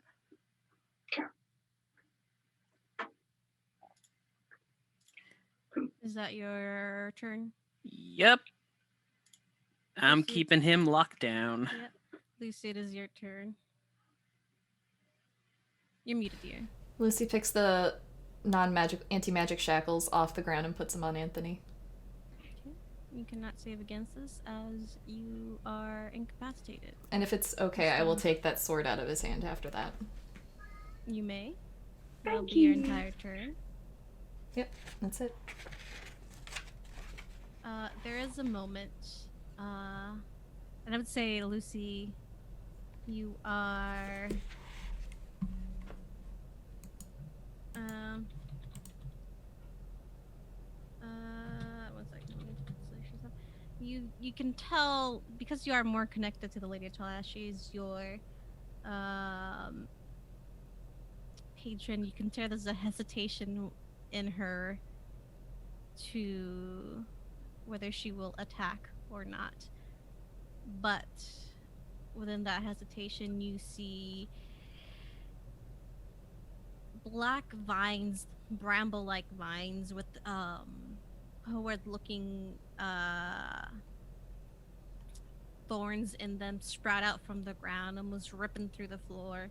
And they start wrapping themselves around Anthony. You fail your strength saving throw automatically, so you are restrained by the plants. Can I speak to her? And you are completely wrapped up. You do not take damage, but you are restrained as well. And you are shackled. So I'm going to say that I will call this battle here, as you cannot do any magic. But I'm still a barbarian. That's true. I will say you can take a reaction to speak, Lucy, but you would not have another reaction. Okay. I'll wait till my turn. Okay. Anthony, this is your turn. Are they stunned until the end of their next turn or your turn? Lucy? Until the Yeah. end of their next turn. So this is the turn, so he will be stunned until the end of this one. Okay, so you will not take any actions and you're still restrained and cannot free yourself. Mm-hmm. Roland, it is still your turn. I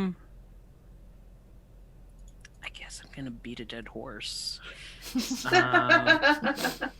He's gonna cast command and say surrender, and he's gonna spend 3 sorcery points to give Anthony disadvantage on a wisdom saving throw. Why? He's already dead. Stop! He's already dead!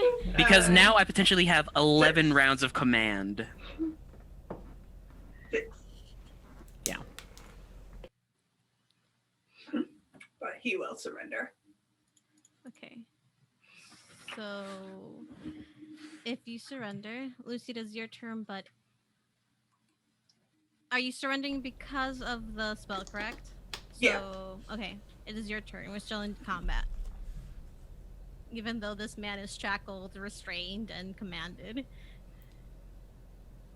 She still has her stun batons in her hand. Yeah. Other hand. She'll go over to the box and drop the sword in and just turn to the Lady of Twilight.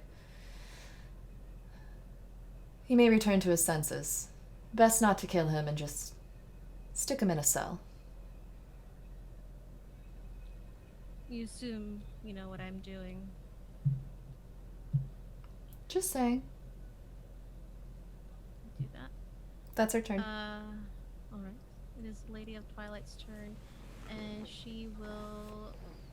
You see this...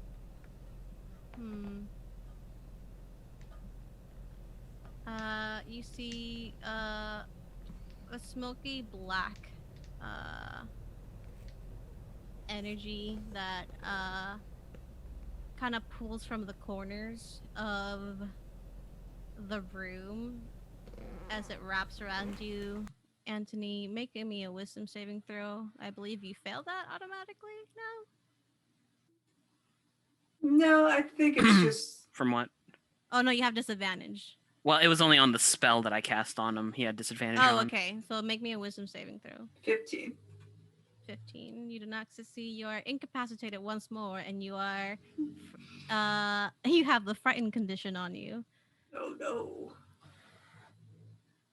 when you need to put the barbarian in timeout. That's what this whole combat has been.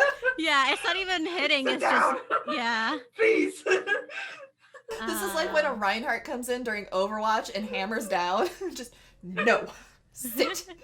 Please. But he'll surrender. Yeah. Yeah. So- It is your turn. You surrender. You are still um you're still entangled. And she'll look down at you, bend down from her tall uh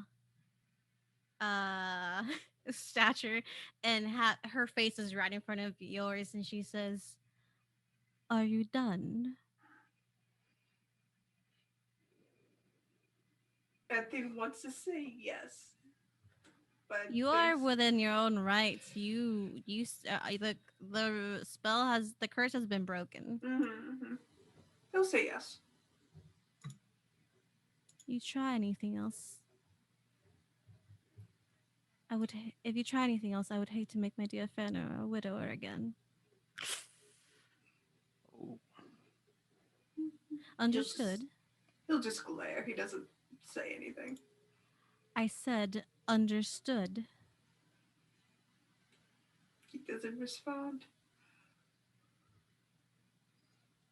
The brambles tighten around you and just go over your mouth. You are giving up, Anthony? Yeah. We are out of combat now. He knows when he's beat.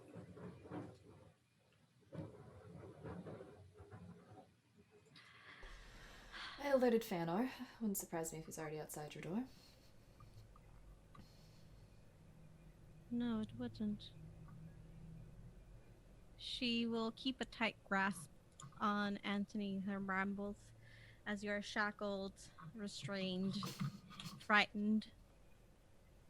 Because you are frightened of her in this moment, and the doors open, and you see straight out of bed, Fanor, night clothes, hair is just pushed back, and he comes in, and his warm amber eyes just go straight to you, and there's a sadness in his eyes.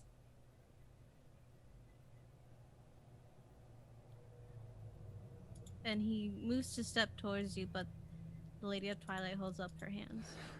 Don't touch him. He's torn between following her orders and going to his husband, but he stops.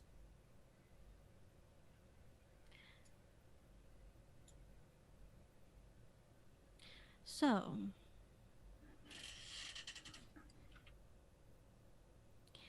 any suggestions? First off, can we get this thing out of here? She flips the lid down on the box.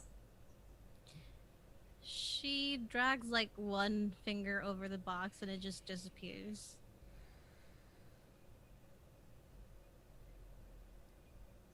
I hope you all understand why I sent you to look for these items, and why I told you to be careful. And she looks to Anthony. It seems some of you are no longer fit for this task. Potentially. I don't know how much of that was him or the curse. The curse may have taken a hold of him after he attuned to it, but it was his own free will that he attuned with. Give him time to think over what he's done. He'll have plenty of time. And the door's still open, and you just hear your guards, and you see immediately the form of Bryce come in. They come into the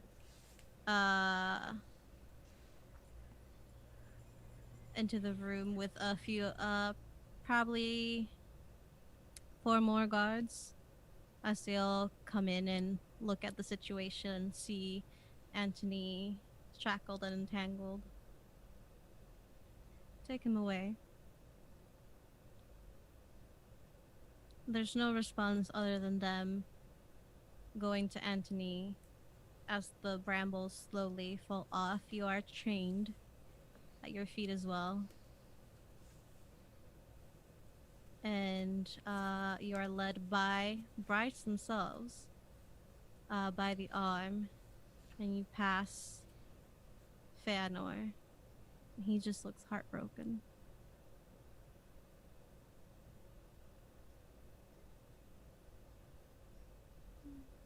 I look to him, then look down to the journal from the spilled yarn that's kind of like sticking in the yarn from the bag I emptied out.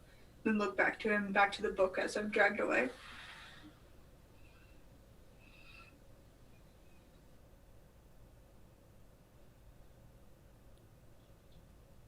Feanor watches as you're dragged away. The door closes. All four of you are in this room.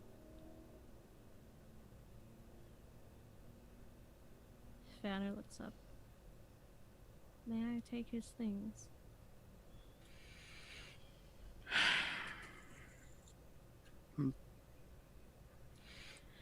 Hang on. Lucy casts Detect Magic just to make sure there's nothing nefarious lurking in there. Now that she no longer trusts Anthony. I believe it's just wool and journal, correct? Yarn. He might have hidden something in a ball of yarn. It's a No, text. that's fucking fair. I'm Yeah, just no. conferring with Jen. Yeah, no, all he stuffed in there was just the yarn and his journal. She'll help Fanor collect everything. Yeah, Feanor goes like on his knee and starts putting the yarn in and holds the journal and looks to Lucy. This is the most heartbroken you've seen him, second only to when Anthony came in dead. She hugs him. She looks just as heartbroken at this Yeah. point. He hugs her back. It's a very tight paternal hug. Ron will give them some space. The Lady of Twilight goes over to you, Rowan. Have you noticed him acting any differently? For the most part, no. During his checkups, he's been fine. I don't think I come across anything this strange. I do mostly physicals. Mental, on the other hand, that's a bit past my specialty. Of course. Fanor, do you mind if I see that? She'll nod to the journal. He just nods and hands it to you.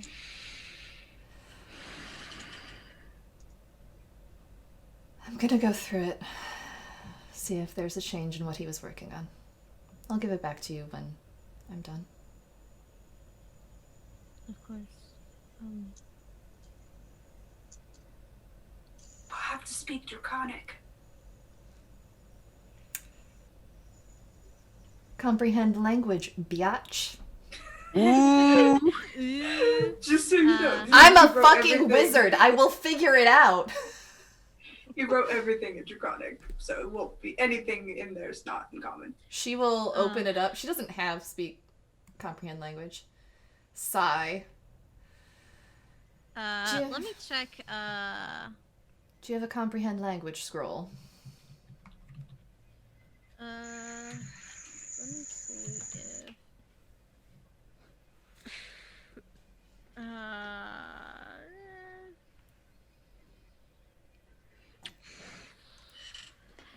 I'll get one sent up. I don't have it on me. Thank you. So, and she sits back down at her desk. Her right hand comes over the desk and just shifts a paper to like back to the position it was in. Any suggestions of what to do with your dear Silverhorn?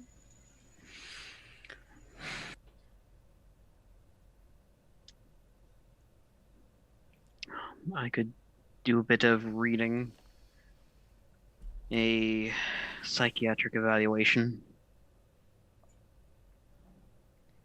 It isn't my specialty, but I know someone who might be able to help. If you don't mind me bringing in a friend. Depends. I'm getting tired of bringing new people into this conversation. To be fair, they've already been affected by it. I just don't think they know it. It's Danny's brother. He takes a psychiatric approach to the treating of wounds. You may have heard of him.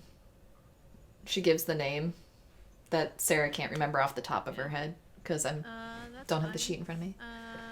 I can get that for you in a second, but as you say the name, Fanor, it does ring a bell in Fanor's mind. Let me see.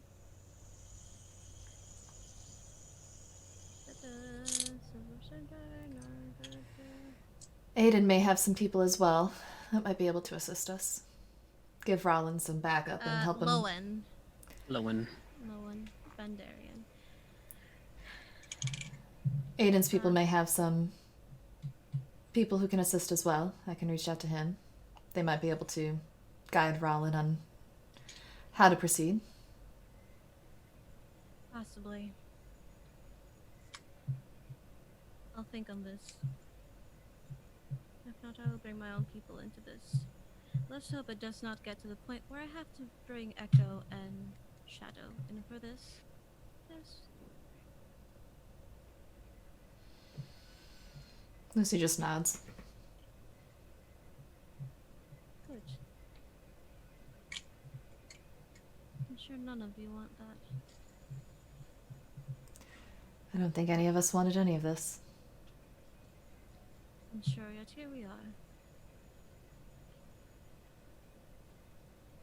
So I know you will be off duty for the next few days and you are not to interact with Anthony. Do I make myself clear? And Feanor he's next to you, Lucy. And there is a pause, but there is a nod of his head. Yes, my lady. As you wish. Good. Lucy will put her arm back around him. We'll do everything we can. Of course, yes. I trust you, Lucy. My daughter. Kinda gives you a kiss on the top of your head. I am,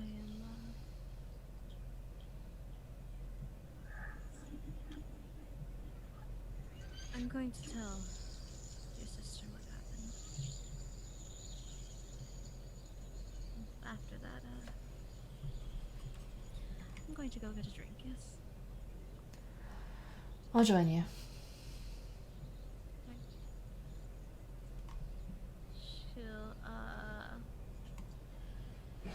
He'll leave. Well, he'll wait and he'll look at the lady and wait to be dismissed, and she just waves a hand. And tells him, are you leaving with him, Lucy? No, she'll wait and wrap up the conversation here before she goes. She will tell him, hold off on telling your other daughter, Fanor. I don't want this leaking. And he will just nod. I'll be in my room then, if any of you need me. I'll be along shortly. And he'll leave. There's now just Rollin, you, and the Lady of Twilight. And you just hear, there's a momentary silence, and it's just a tap, tap, tapping of one of her clawed fingers on the desk.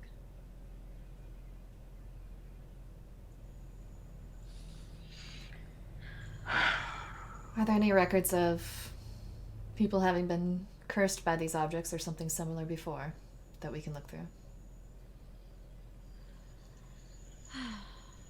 No, not many. But I'll put together what I have. Should I alert Kat? Not yet. This is a breach of Silverhorn and I's contracts.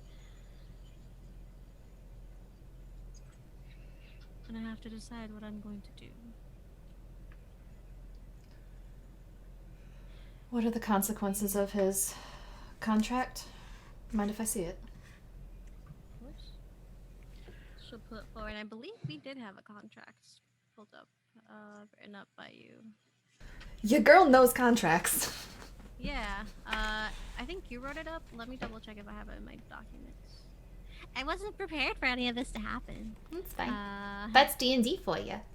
yeah. You want one thing, you players go do another. Da-da-da-da. I don't have a contract for that. Do you have it?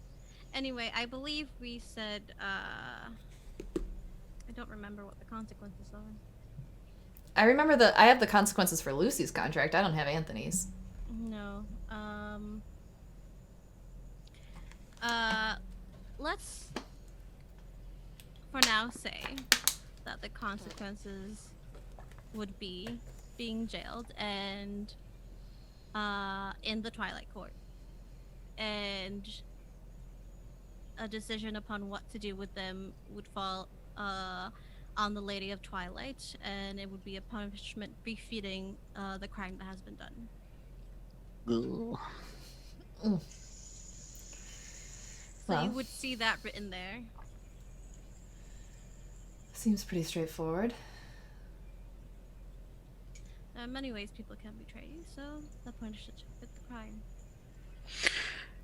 And in your honest opinion, what's the punishment fitting this crime, my lady? Breaking of a contract. Attack on myself and mine. Trying to steal and lie. To be fair, he was under something's influence.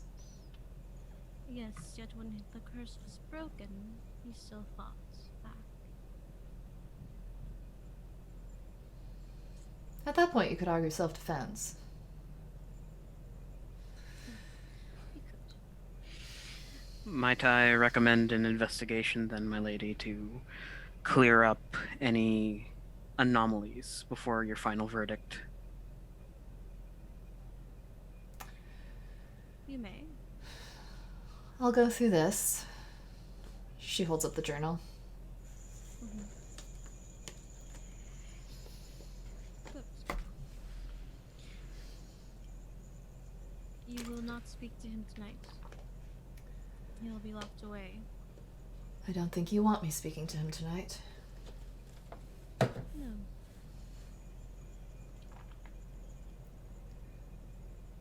Please go to your rooms. Seems to have a lot of work to do now. Would it be alright if we went and spend the evening with Fanor?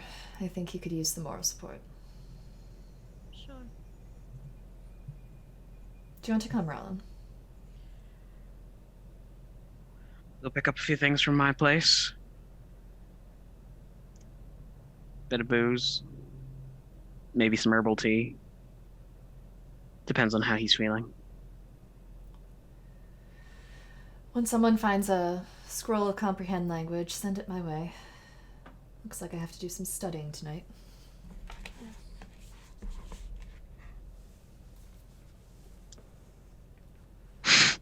I hope this is the first and last time anything like this happens between your group and I. Lucy nods. Understood, Mr. Granbrook. Sorry? Understood, Mr. Granbrook. Crystal clear, Mum. Good. I will call for you should I need you. You are free to leave.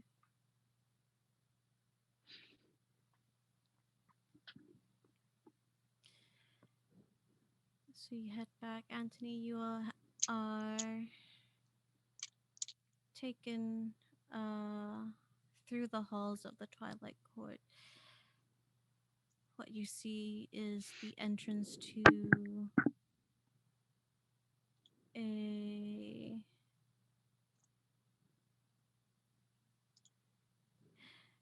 would it be some sort of? You are aware of this. This is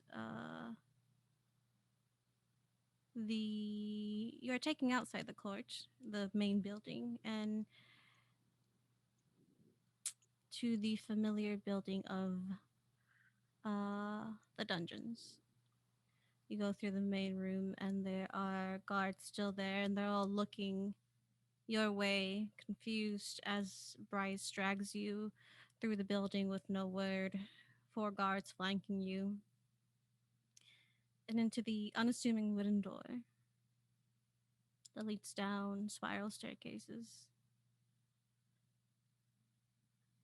You know this dungeon, but you do not know the layout of it. As you walk through, it becomes confusing. Did you go left or right? You're not sure.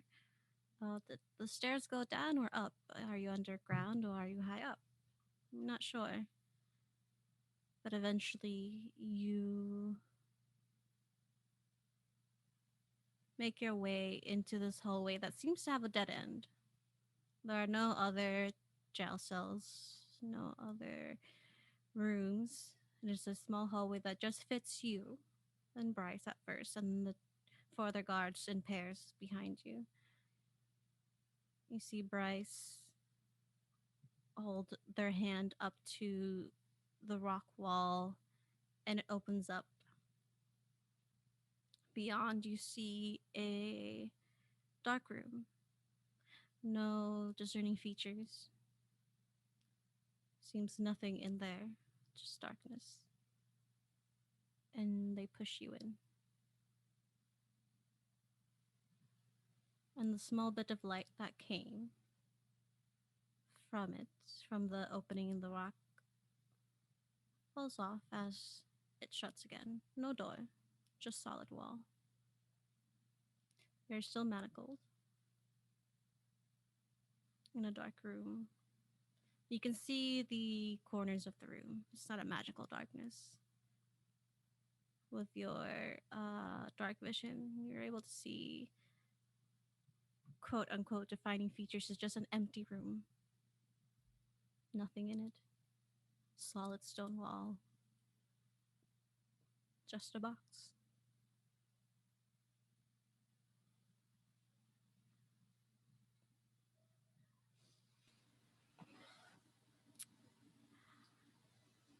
Let me go back up to Lucy and Roland. You make your way over to Feanor's. If you knock, he will let you in. He has pulled out a bottle of some sort of liquor already, and you see that he has already poured himself a glass that's halfway gone. But he lets you in with no words. Closes the door behind you. She'll get another glass and just hold it out to him to fill up. He'll fill it up. It's if you drink from it, it's strong. It's not made to drink because it tastes good. It's not high quality. It is the type of liquor that sailors drink to pass the time. Rowan will just pull a face. Master Feanor, did you break into the ethanol again? If only. Lucy drinks it with a completely straight face.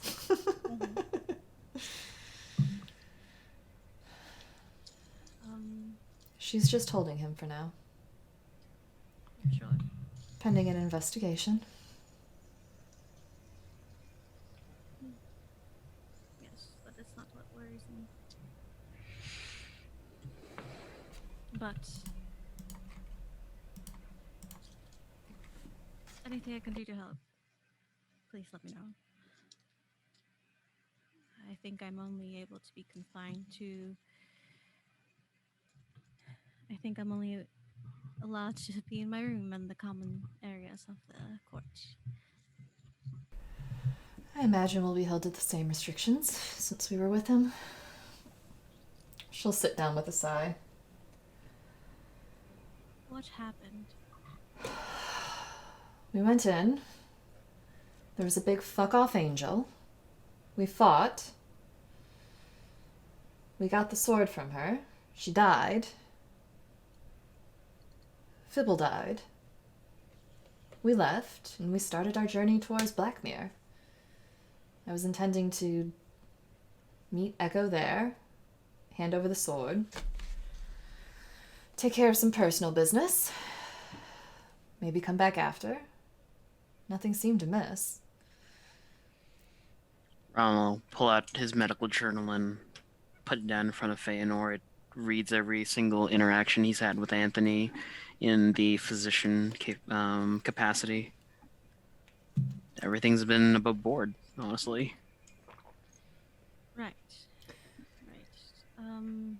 There was one night, before we even got there, I dreamt about the sword. It was like it was egging me to take it, in the dream. Other than that, it was all by the book.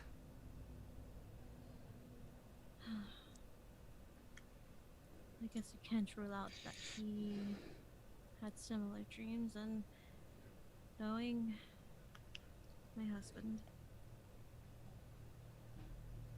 whatever talks on his need to gain knowledge, well, let's just say it's not a hard thing to pull out.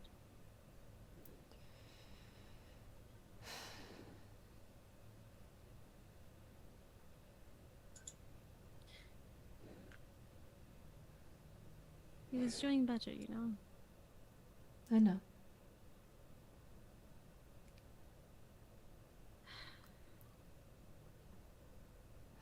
Well, what do I do now? I don't know if I can trust him in the field again.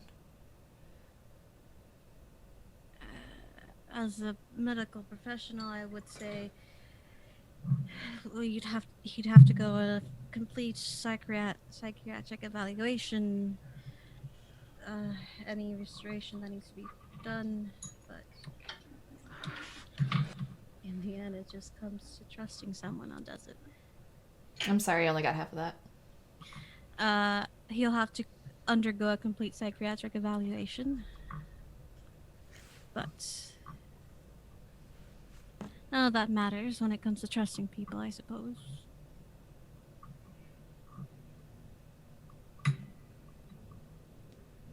I cannot tell you.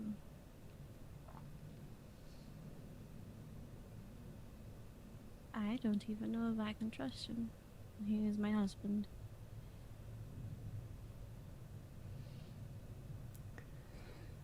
What do we do about the rest of the Silverhorn family when he's not contacting them?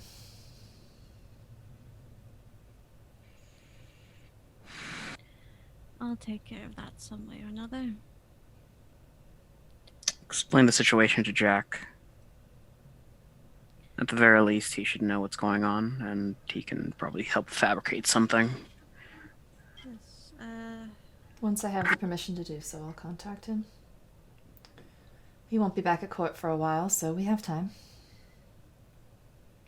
yes, of course. None of this can happen without the permission of the Lady of Twilight. So, I'm aware. sitting ducks, as it were, without her say-so. I'm aware.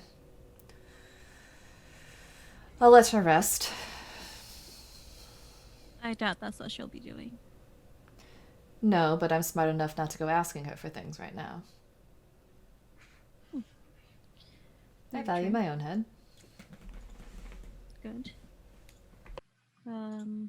It seems like he's about to say something else, but you are interrupted by a knock. Lucille, go check the door. As you open the door, Joe is there and a scroll in his hand.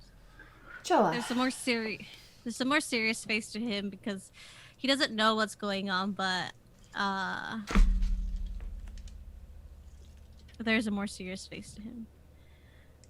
I was told you needed this. Thank you.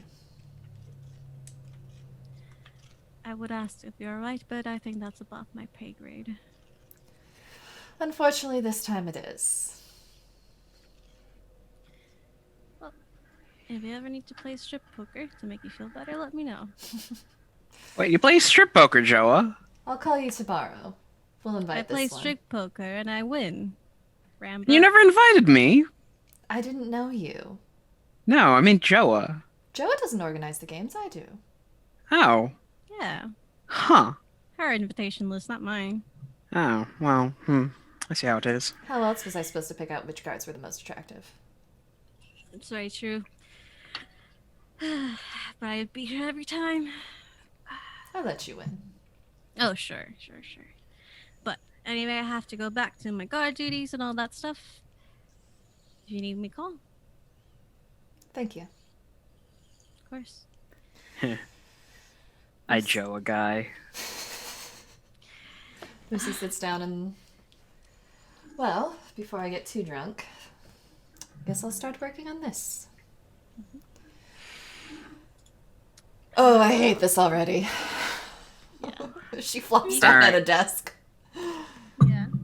She gets out the stress ball Rollin got her. Yeah. Mm-hmm. As you do that, there's a puff of lavender in the air as Soon kind of crawls out of your bag. Oh, Sappy. buddy. Gives a sad sigh. Yeah. I'm sorry if you heard all that. Back! And crawls back into the bag. Indeed. Fanner just scoops him out and cuddles with him. Oh. I'm going to need to apologize to Freya profusely. He's pissed. Yeah. I think she's gonna be scared of you for a while. Listen, I weighed my Take care of options. her. Yeah. It was a smart call. It was unlike Soon here. She is beholden to the whims of Anthony. If we can, might be a good idea that we ask that his constructs be given the same amount of autonomy as Soon. Just in case. We'll see. And you see that his room, part of it has been transformed by Anthony into some sort of workshop that hasn't been touched since the last time he's been there. But there is a desk or so with his stuff on there, parts of possibly a rock sentinel. But Good shop is just chilling by the yeah, golem. Krista's there. Lucy sits down and starts working. She gets up like every 15 minutes, walks around the desk and sits back down. Anthony, would you be able to tell us what is in your journal? Yeah, because I wrote it down. He can wait because she That's doesn't so have cool. the stuff yet if you want. Or we can do it now. You have the scroll of comprehend languages. Yeah, but she's learning it, so she doesn't use up the scroll in one go because comprehend language only lasts for 1 hour. So she'll Okay. learn it so that in case it takes her longer to figure out what he said. Sounds good. Um, I can type it up and send it to you. okay. It'll take Lucy 2 hours and 50 gold to learn it. Okay. Good thing I'm well paid. So, and do you start going through it after the 2 hours, or do you wait? She'll need a break because that's Yeah. a lot for Lucy to sit Yeah. and do, and she Yeah, yeah, struggles yeah. through it, but it's important. That's what I wanted to Um, make sure. But You'll see. Oh, sorry. go ahead. Just I guess every couple of minutes, Rollin will accompany her on like the walk around the table, and then when she's finished, he'll like take her hand, lead her over to the sofa, and like sit her down to destimulate her, just like hyper focusing, Yeah. decompress, basically. Oh, you did a good job on that one. When I put my mind to it, I can sit still for longer than 2 minutes. Occasionally, I make it till 10. Impressive. I'll say the learning of the spell lasted a bit longer than 2 hours. For those of us Um, recently joining, Lucy is very open about her struggle with ADHD. There's no Adderall in D&D. No. But yeah, you're able to sit down and have your conversation. But it did take you a little bit over 2 hours. Fanner's just been in a corner cuddling, soon drinking. Mm-hmm. She'll probably take a break just to talk to Fanwar. Get his mind off of things too. Ask him about what's been happening here. what the gossip is. Who's died, who's lived, who's had babies, that sort of thing. He's a doctor. I don't know what else you ask. Well, I only take care of the people in the court, and luckily none of them have died. What was that? I take care of the people in the court, so luckily none of them have died. Well, that's good. Guard, her name, Lucinda, I believe she had a baby. Oh, good for her. Hmm. Mazel tov. Quite wonderful. It had that she's a tiefling, so is her baby. Little stubs are crystalline. Thought that was adorable. That's cute. Yes, very. 10 fingers, 10 toes? All there, yes. 4 limbs, torso, a head, 2 ears, 2 eyes. Good thing it had a torso. It's always awkward when they don't have one. Yes, those just baby heads with arms and legs can be quite creepy. At that point, is it still a tiefling, or do we classify it as an octopus? I think it's missing 4 more limbs to be an octopus. Maybe a squid. How are you feeling, dear? I haven't stopped to think about it yet. Thought I could trust him with most anything, but apparently my judgment isn't up to snuff yet. I think that's the realization we're both going through. But I know what has been done is a lot, but I don't think that overrides the kindness and the person that you got to know. I've known him for over 15 years, I would know. Even if that knowledge is bordering on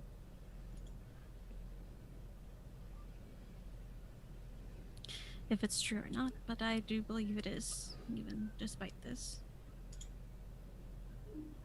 I would want to speak to him and see what happened to tip him over the edge. Hopefully he'll tell us himself. She pulls the journal over. Right. Well, oh, look, the first page is mostly math. My favorite. I did have a thing for numbers. Did I ever tell you about the time that I had to be an accountant for 3 months? It was awful. I had to sit at a desk. Why do people sit at desks for 8 hours a day? It is absolute torture. Some of us don't have the option to stand, miss. She throws a pillow at Robin's head. Soon he says, "You deserve that." You know, your language skills are coming across quite well, my friend.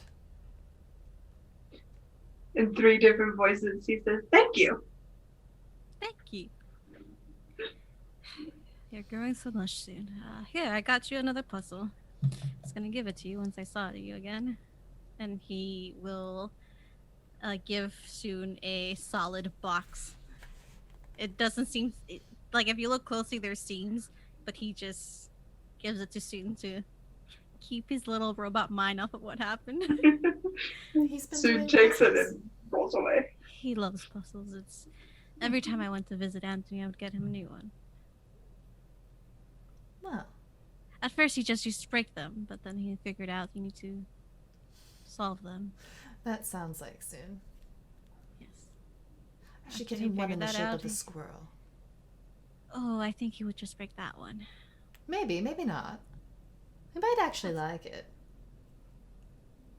I don't know. Maybe. We'll see. Why don't, do you need any help? I can help you deciphering what's in his journal. I can help you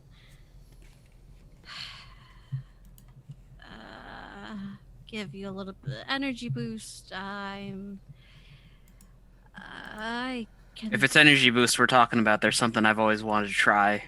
Oh, You're not gonna My own haste me. special blend. What is it? Hold on. Wheels himself away. I'm very concerned about what he's about to pull out. oh, so am I.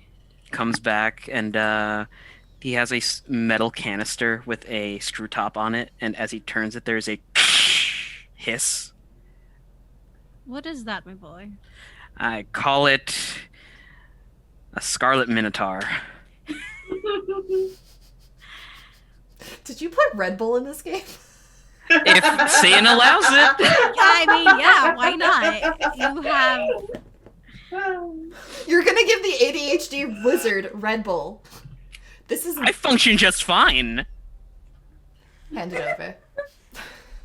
I'll give her. It should boost your energy levels a bit, but there are a few side effects. You might start having this anxious feeling, or like you'll feel a bit of your heart going. Honestly, testing it on myself was a bad idea, but you know. Boy, you have a heart condition.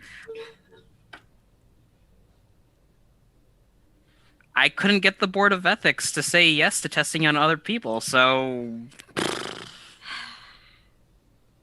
Lucy starts drink a little bit. Drink a little bit. A little bit. Half of the can is gone by the time you say that. Oh no. No. I feel like there's squirrels in my brain and they're all at a rave. I like this. Starts reading. Sue pop up at the name Squirrel. Look at you. She'll do quite like she did with the ledger that they got off the slave traders. She'll start translating it into another volume so that those who don't read Draconic can read Yeah. it. But it's just... Anthony, if you could just give us a rundown of just what she would find in the first few pages. Mhm. The first few pages, because the journal is fairly thick, it's the first few pages largely robotics. It's the foundations, laws of robotics, the maths that go with it, and then you see it switch over to almost a celestial type, almost wording, and then you see the symbol of God kind of neatly sketched out under it. This is the key. The foundation lies within. And then flips over to the next page. And you see it starts switching over from less robotics to more medical. And you see Ryland's heart pacemaker. Like he's been sketching that out, trying to plan out the right voltage, making it safe for people. And then the beginnings of the biogel to use for people who, like Ryland, who have to have like implants or has... what are they called? Amputations and stuff like that. Prosthetics, thank you. People who need those. When she gets to that portion of it, she will take the stack of papers that she already has translated and set them aside and then like translate those and then hand them to Rollin and then start a new stack so she knows where those go in the stack to keep them in order. Oh, he'll file away things for her. I think this is what he was trying to make for you. Nice.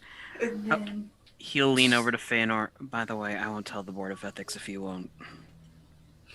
I think it falls on my head if I do tell them, so no. Okay. at the very back, there is the sword, neatly rendered and sketched, and it starts detailing everything that sword can do. I will open this up to you guys. It seems he put in the note, to learn, we must take the leap forward at any cost. Oh. Yeah. Here's us up to speed. And Um, she'll show them that. For those that can't see, I'll read it out for the viewers. This blade is called the Blade of the Disgraced. It has a action where it's called the Rite of the Disgraced. The wielder will invoke one of the sigils inscribed on the blade, and in doing so, can force a target hit by its blade to make a Constitution saving throw or suffer an effect depending on which of the following sigils is active until the end of the target's next turn. The sword itself has 4 sigils. One is called Mark of the Graceless. It would render the target's movement to 0. Mark of the Faithless. The target loses access to any spellcasting features they possess for a round. Mark of the Suffering. The target becomes unable to regain hit points. And Mark of the Indifferent. the target gains the blinded condition. By the way, this is all thanks to Angela / Phoenix Femme. She helped me make this this weapon. But yeah, that is what the sword does. And I think, Anthony, you would know. It's up to you if you wrote it down. But you would have known that there could be more to this blade than what you already know. Yeah, it's a very clinical mind. Like, he's observing it as a scientist who's stepped into this void of understanding and suddenly understands it all and has written it down as much as he could. Whether he did it on purpose or whether he just did it because he needed the notes, it's hard to tell. Does the shift towards this at any cost kind of coincide with the date that Lucy had her dream? It would be around that time, yeah. I think that happened after. So your dream was before you enter the dungeon, and this would be written if Anthony dates these things. This would be written after. So in your travels back from there. More specifically when you were in the jungle. Yeah, his writing is less neat as he goes on. Like, something shifted. Something shifted. And it's more of ramblings of it has purpose, it has to have purpose, and it's less neat, less coherent, more of we have to find the others. She'll mark that off. And it's the royal we, I would say. And he doesn't use the royal we throughout any of the other journal, right? It's always I or us, as in something explaining to, like, we discovered this, or not, like, it's something is with them. Okay. She'll make a note of that and the date that the shift occurs in his language. That would have been it. I believe, if we have it right, it is the night before you met Alessandra. Okay. Is there, if you want to pinpoint that, because I know you have a calendar. No, I don't. Is there anything about a shift in attitude towards his travel companions? Not in those. It's more of hopes he wants to see. Like, he hopes Rylan can work on this project, the Heart Pacer, with him, and that he's very proud of Lucy, and that he hopes to see her succeed in her future endeavors, and that a bank heist is something he's never done and is quite excited about. Bank heist? Question mark, question mark, question mark. He's like, what does my reputation say about this? And then he writes, do I really care? Maybe I care. Okay. We're mobsters anyway. Yeah, we were mobsters. And yes, there is memory ball research in there. Okay. All right. He's very meticulous about everything he's Okay. encountered. I'll go over Very that much with you later. Inventor and medical journal, almost. All right. Cool. Interesting. Some of the older pages start to lead into his time in the war, and the handwriting is very shaky. What does she learn about his time in the war? That he went from an idealistic man to a very jaded man in the span of a few years, and that his time abroad broke him down, made him something he wasn't proud of. He hated the thing he became. He has a great, deep shame about himself. Feels like he's a constant failure. He just doesn't like himself as he was in the war. And it's taken a long time to get himself comfortable. One of those journals you can keep adding pages to. Mm-hmm. It's a thick journal. It goes into detail about the ambush, and then it stops abruptly. And then a few months later, it says, capture isn't all what it's chalked up to be. And that's it.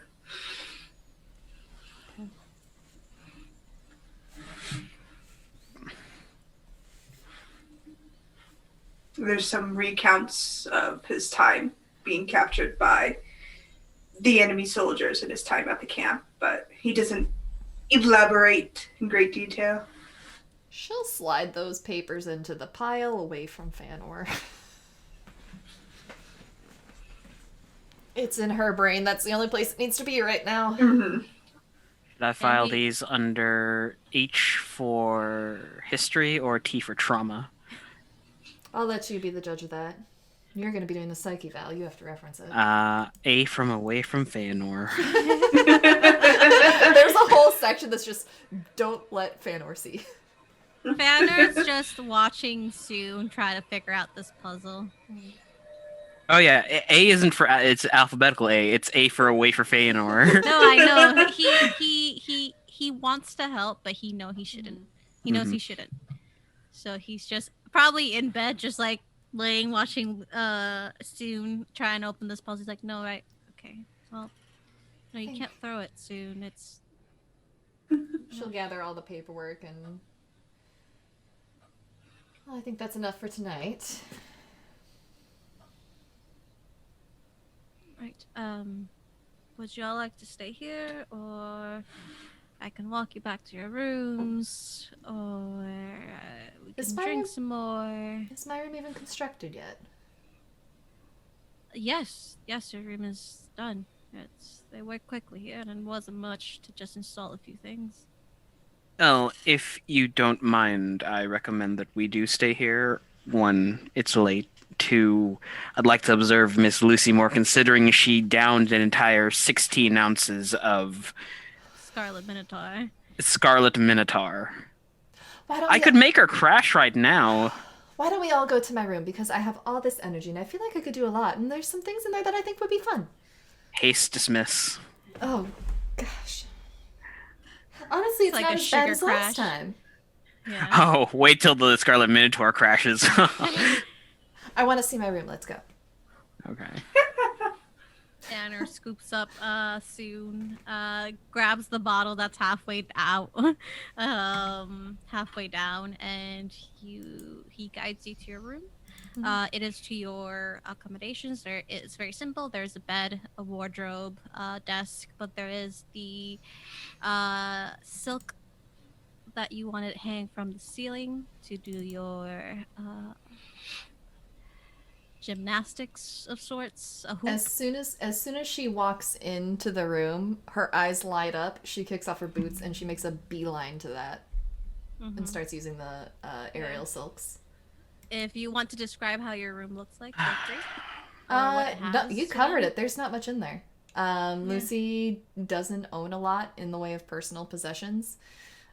She will decorate the room now that she has it with what's in her bag, but she only has like 3 or 4 items that are actually valuable to her. There's a few shelves that you can put stuff in, but they're empty right now.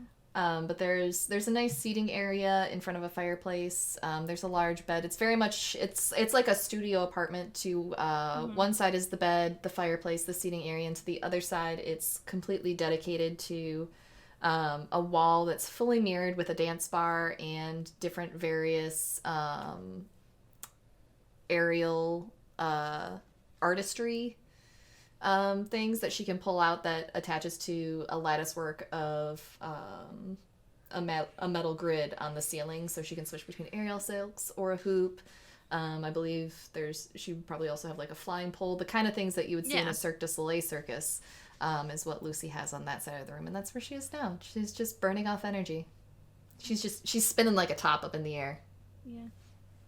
Fanner just sits with Soon in the sitting area, his attention both between watching Soon try to still undo this puzzle and just watching Lucy and just trying to get his mind off of things. She'll roll down into like a Spider-Man pose upside down. Do you want to give it a try?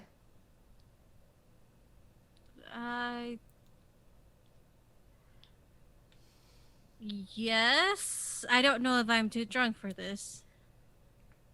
Well, you shouldn't be drunk at all, but it's fine. I'm always drunk. Come here. She'll walk him through how to pull himself up. I think I deserve to be drunk. I meant when you're learning aerial silks, but that's yes, you deserve to be drunk. It's fine. This is nothing on Fae liquor, so it's not really doing much. She teaches him basically just how to climb the silk and then slide back down.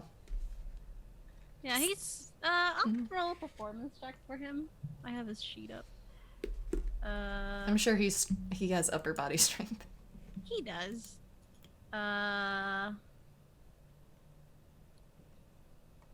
A 15. It's not bad. Mhm. He gets it quickly, and learning something new definitely distracts his mind over his husband committing treason against him and other people that loved and trusted him. But yeah, he busies himself with that. He kind of looks a bit at a loss. Usually, he's the man that always knows what to do or who to go for. Right now, his attention is on the various things that are happening, but you can see deep inside he's just at a loss. He doesn't know what to do. But that's how you spend the night.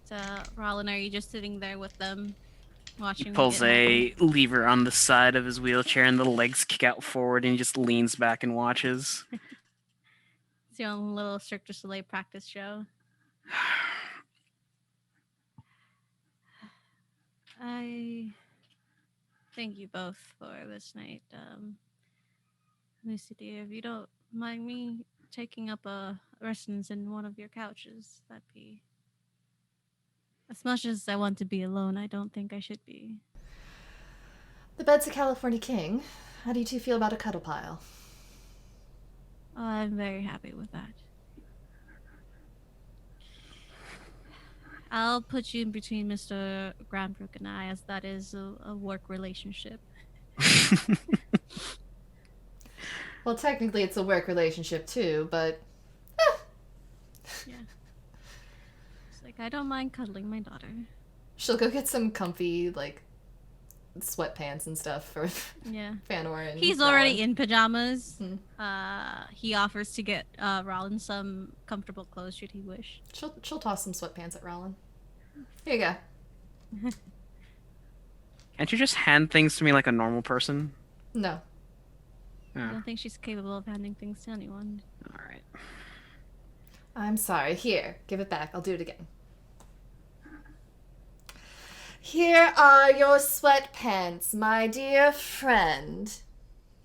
And she makes a very grand gesture of just like, here they are. You know what? Close to fucking enough. And as you all lay down, you get ready, get comfortable. Fanor helps you onto the bed, Rollin, as well. As he kind of lays down on his back and just gives a sigh and staring at the ceiling. What a night. You need a little help sleeping, Master Feanor. I need a lot of help sleeping. Case dismissed. Oh, fuck. Thanks. Don't worry, I'll do the same to myself. Lucy still has the energy drink in her system. She just lays there wide awake. Yeah. Miss Lucy, I didn't know that your bed came with a massage feature. It doesn't. Oh, is that you vibrating at about 120 beats per minute? Sorry. Fanor if Lucy allows it, kind of cuddles Lucy and Mm-hmm. kisses the top of her head. Just a father embracing his daughter. Yeah. She'll let him snoozle. Yeah. And he smells faintly of like flowers and a little bit of alcohol. Lucy smells like a but- lot of alcohol. Oh, alcohol and Red Bull. Oh god. When you suddenly relive your college days. Alcohol and Red Bull. Woo! Yeah.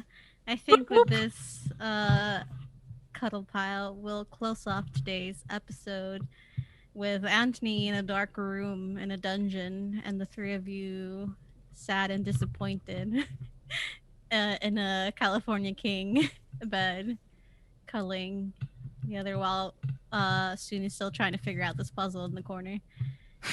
And with that, we'll close off this. I already said that, but we'll close off this session. Thank you, everybody, so much for joining us. We're just going to end with a few little outros and a few more details that our lovely host will say at the end. But I'll go first. Same order we did first time. Hi, I'm Satan. I'm your friendly, or maybe not so friendly, neighborhood DM. And as much as I would love to talk about myself, not really, I'm going to talk to you about a charity that I back. It's called the Love Lamb Foundation.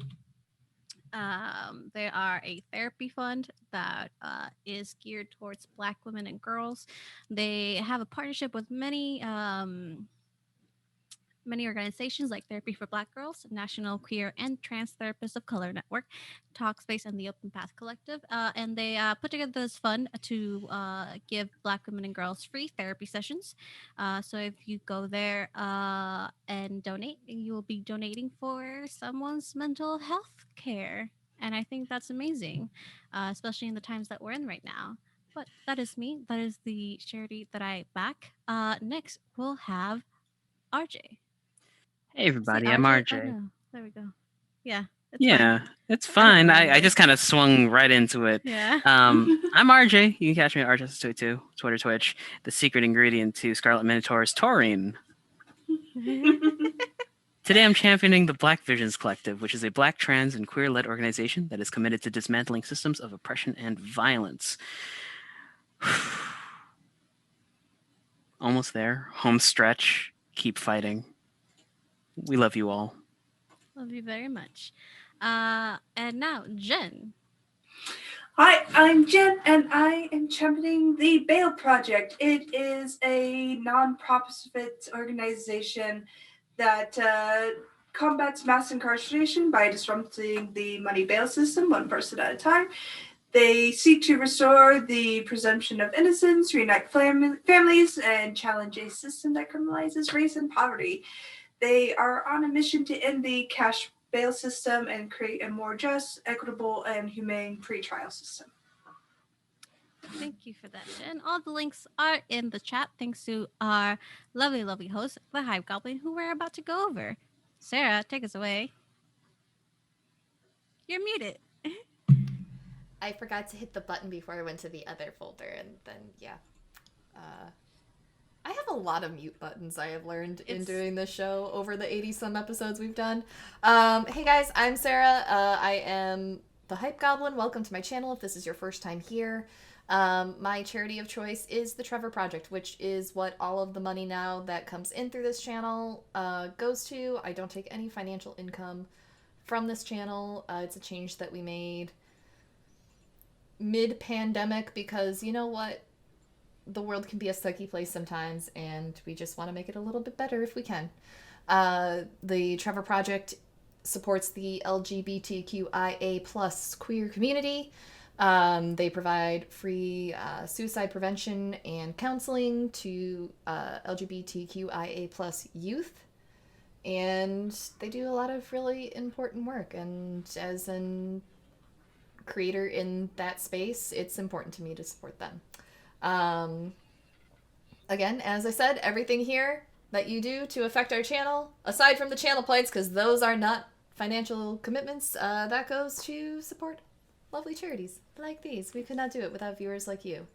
But we love you all. We made it to the end of January. Happy 2021. Go drink some water and hydrate. Eat a healthy snack. Tell someone you love them today. And take your meds if you haven't already. And we'll see you next time. Bye. Bye.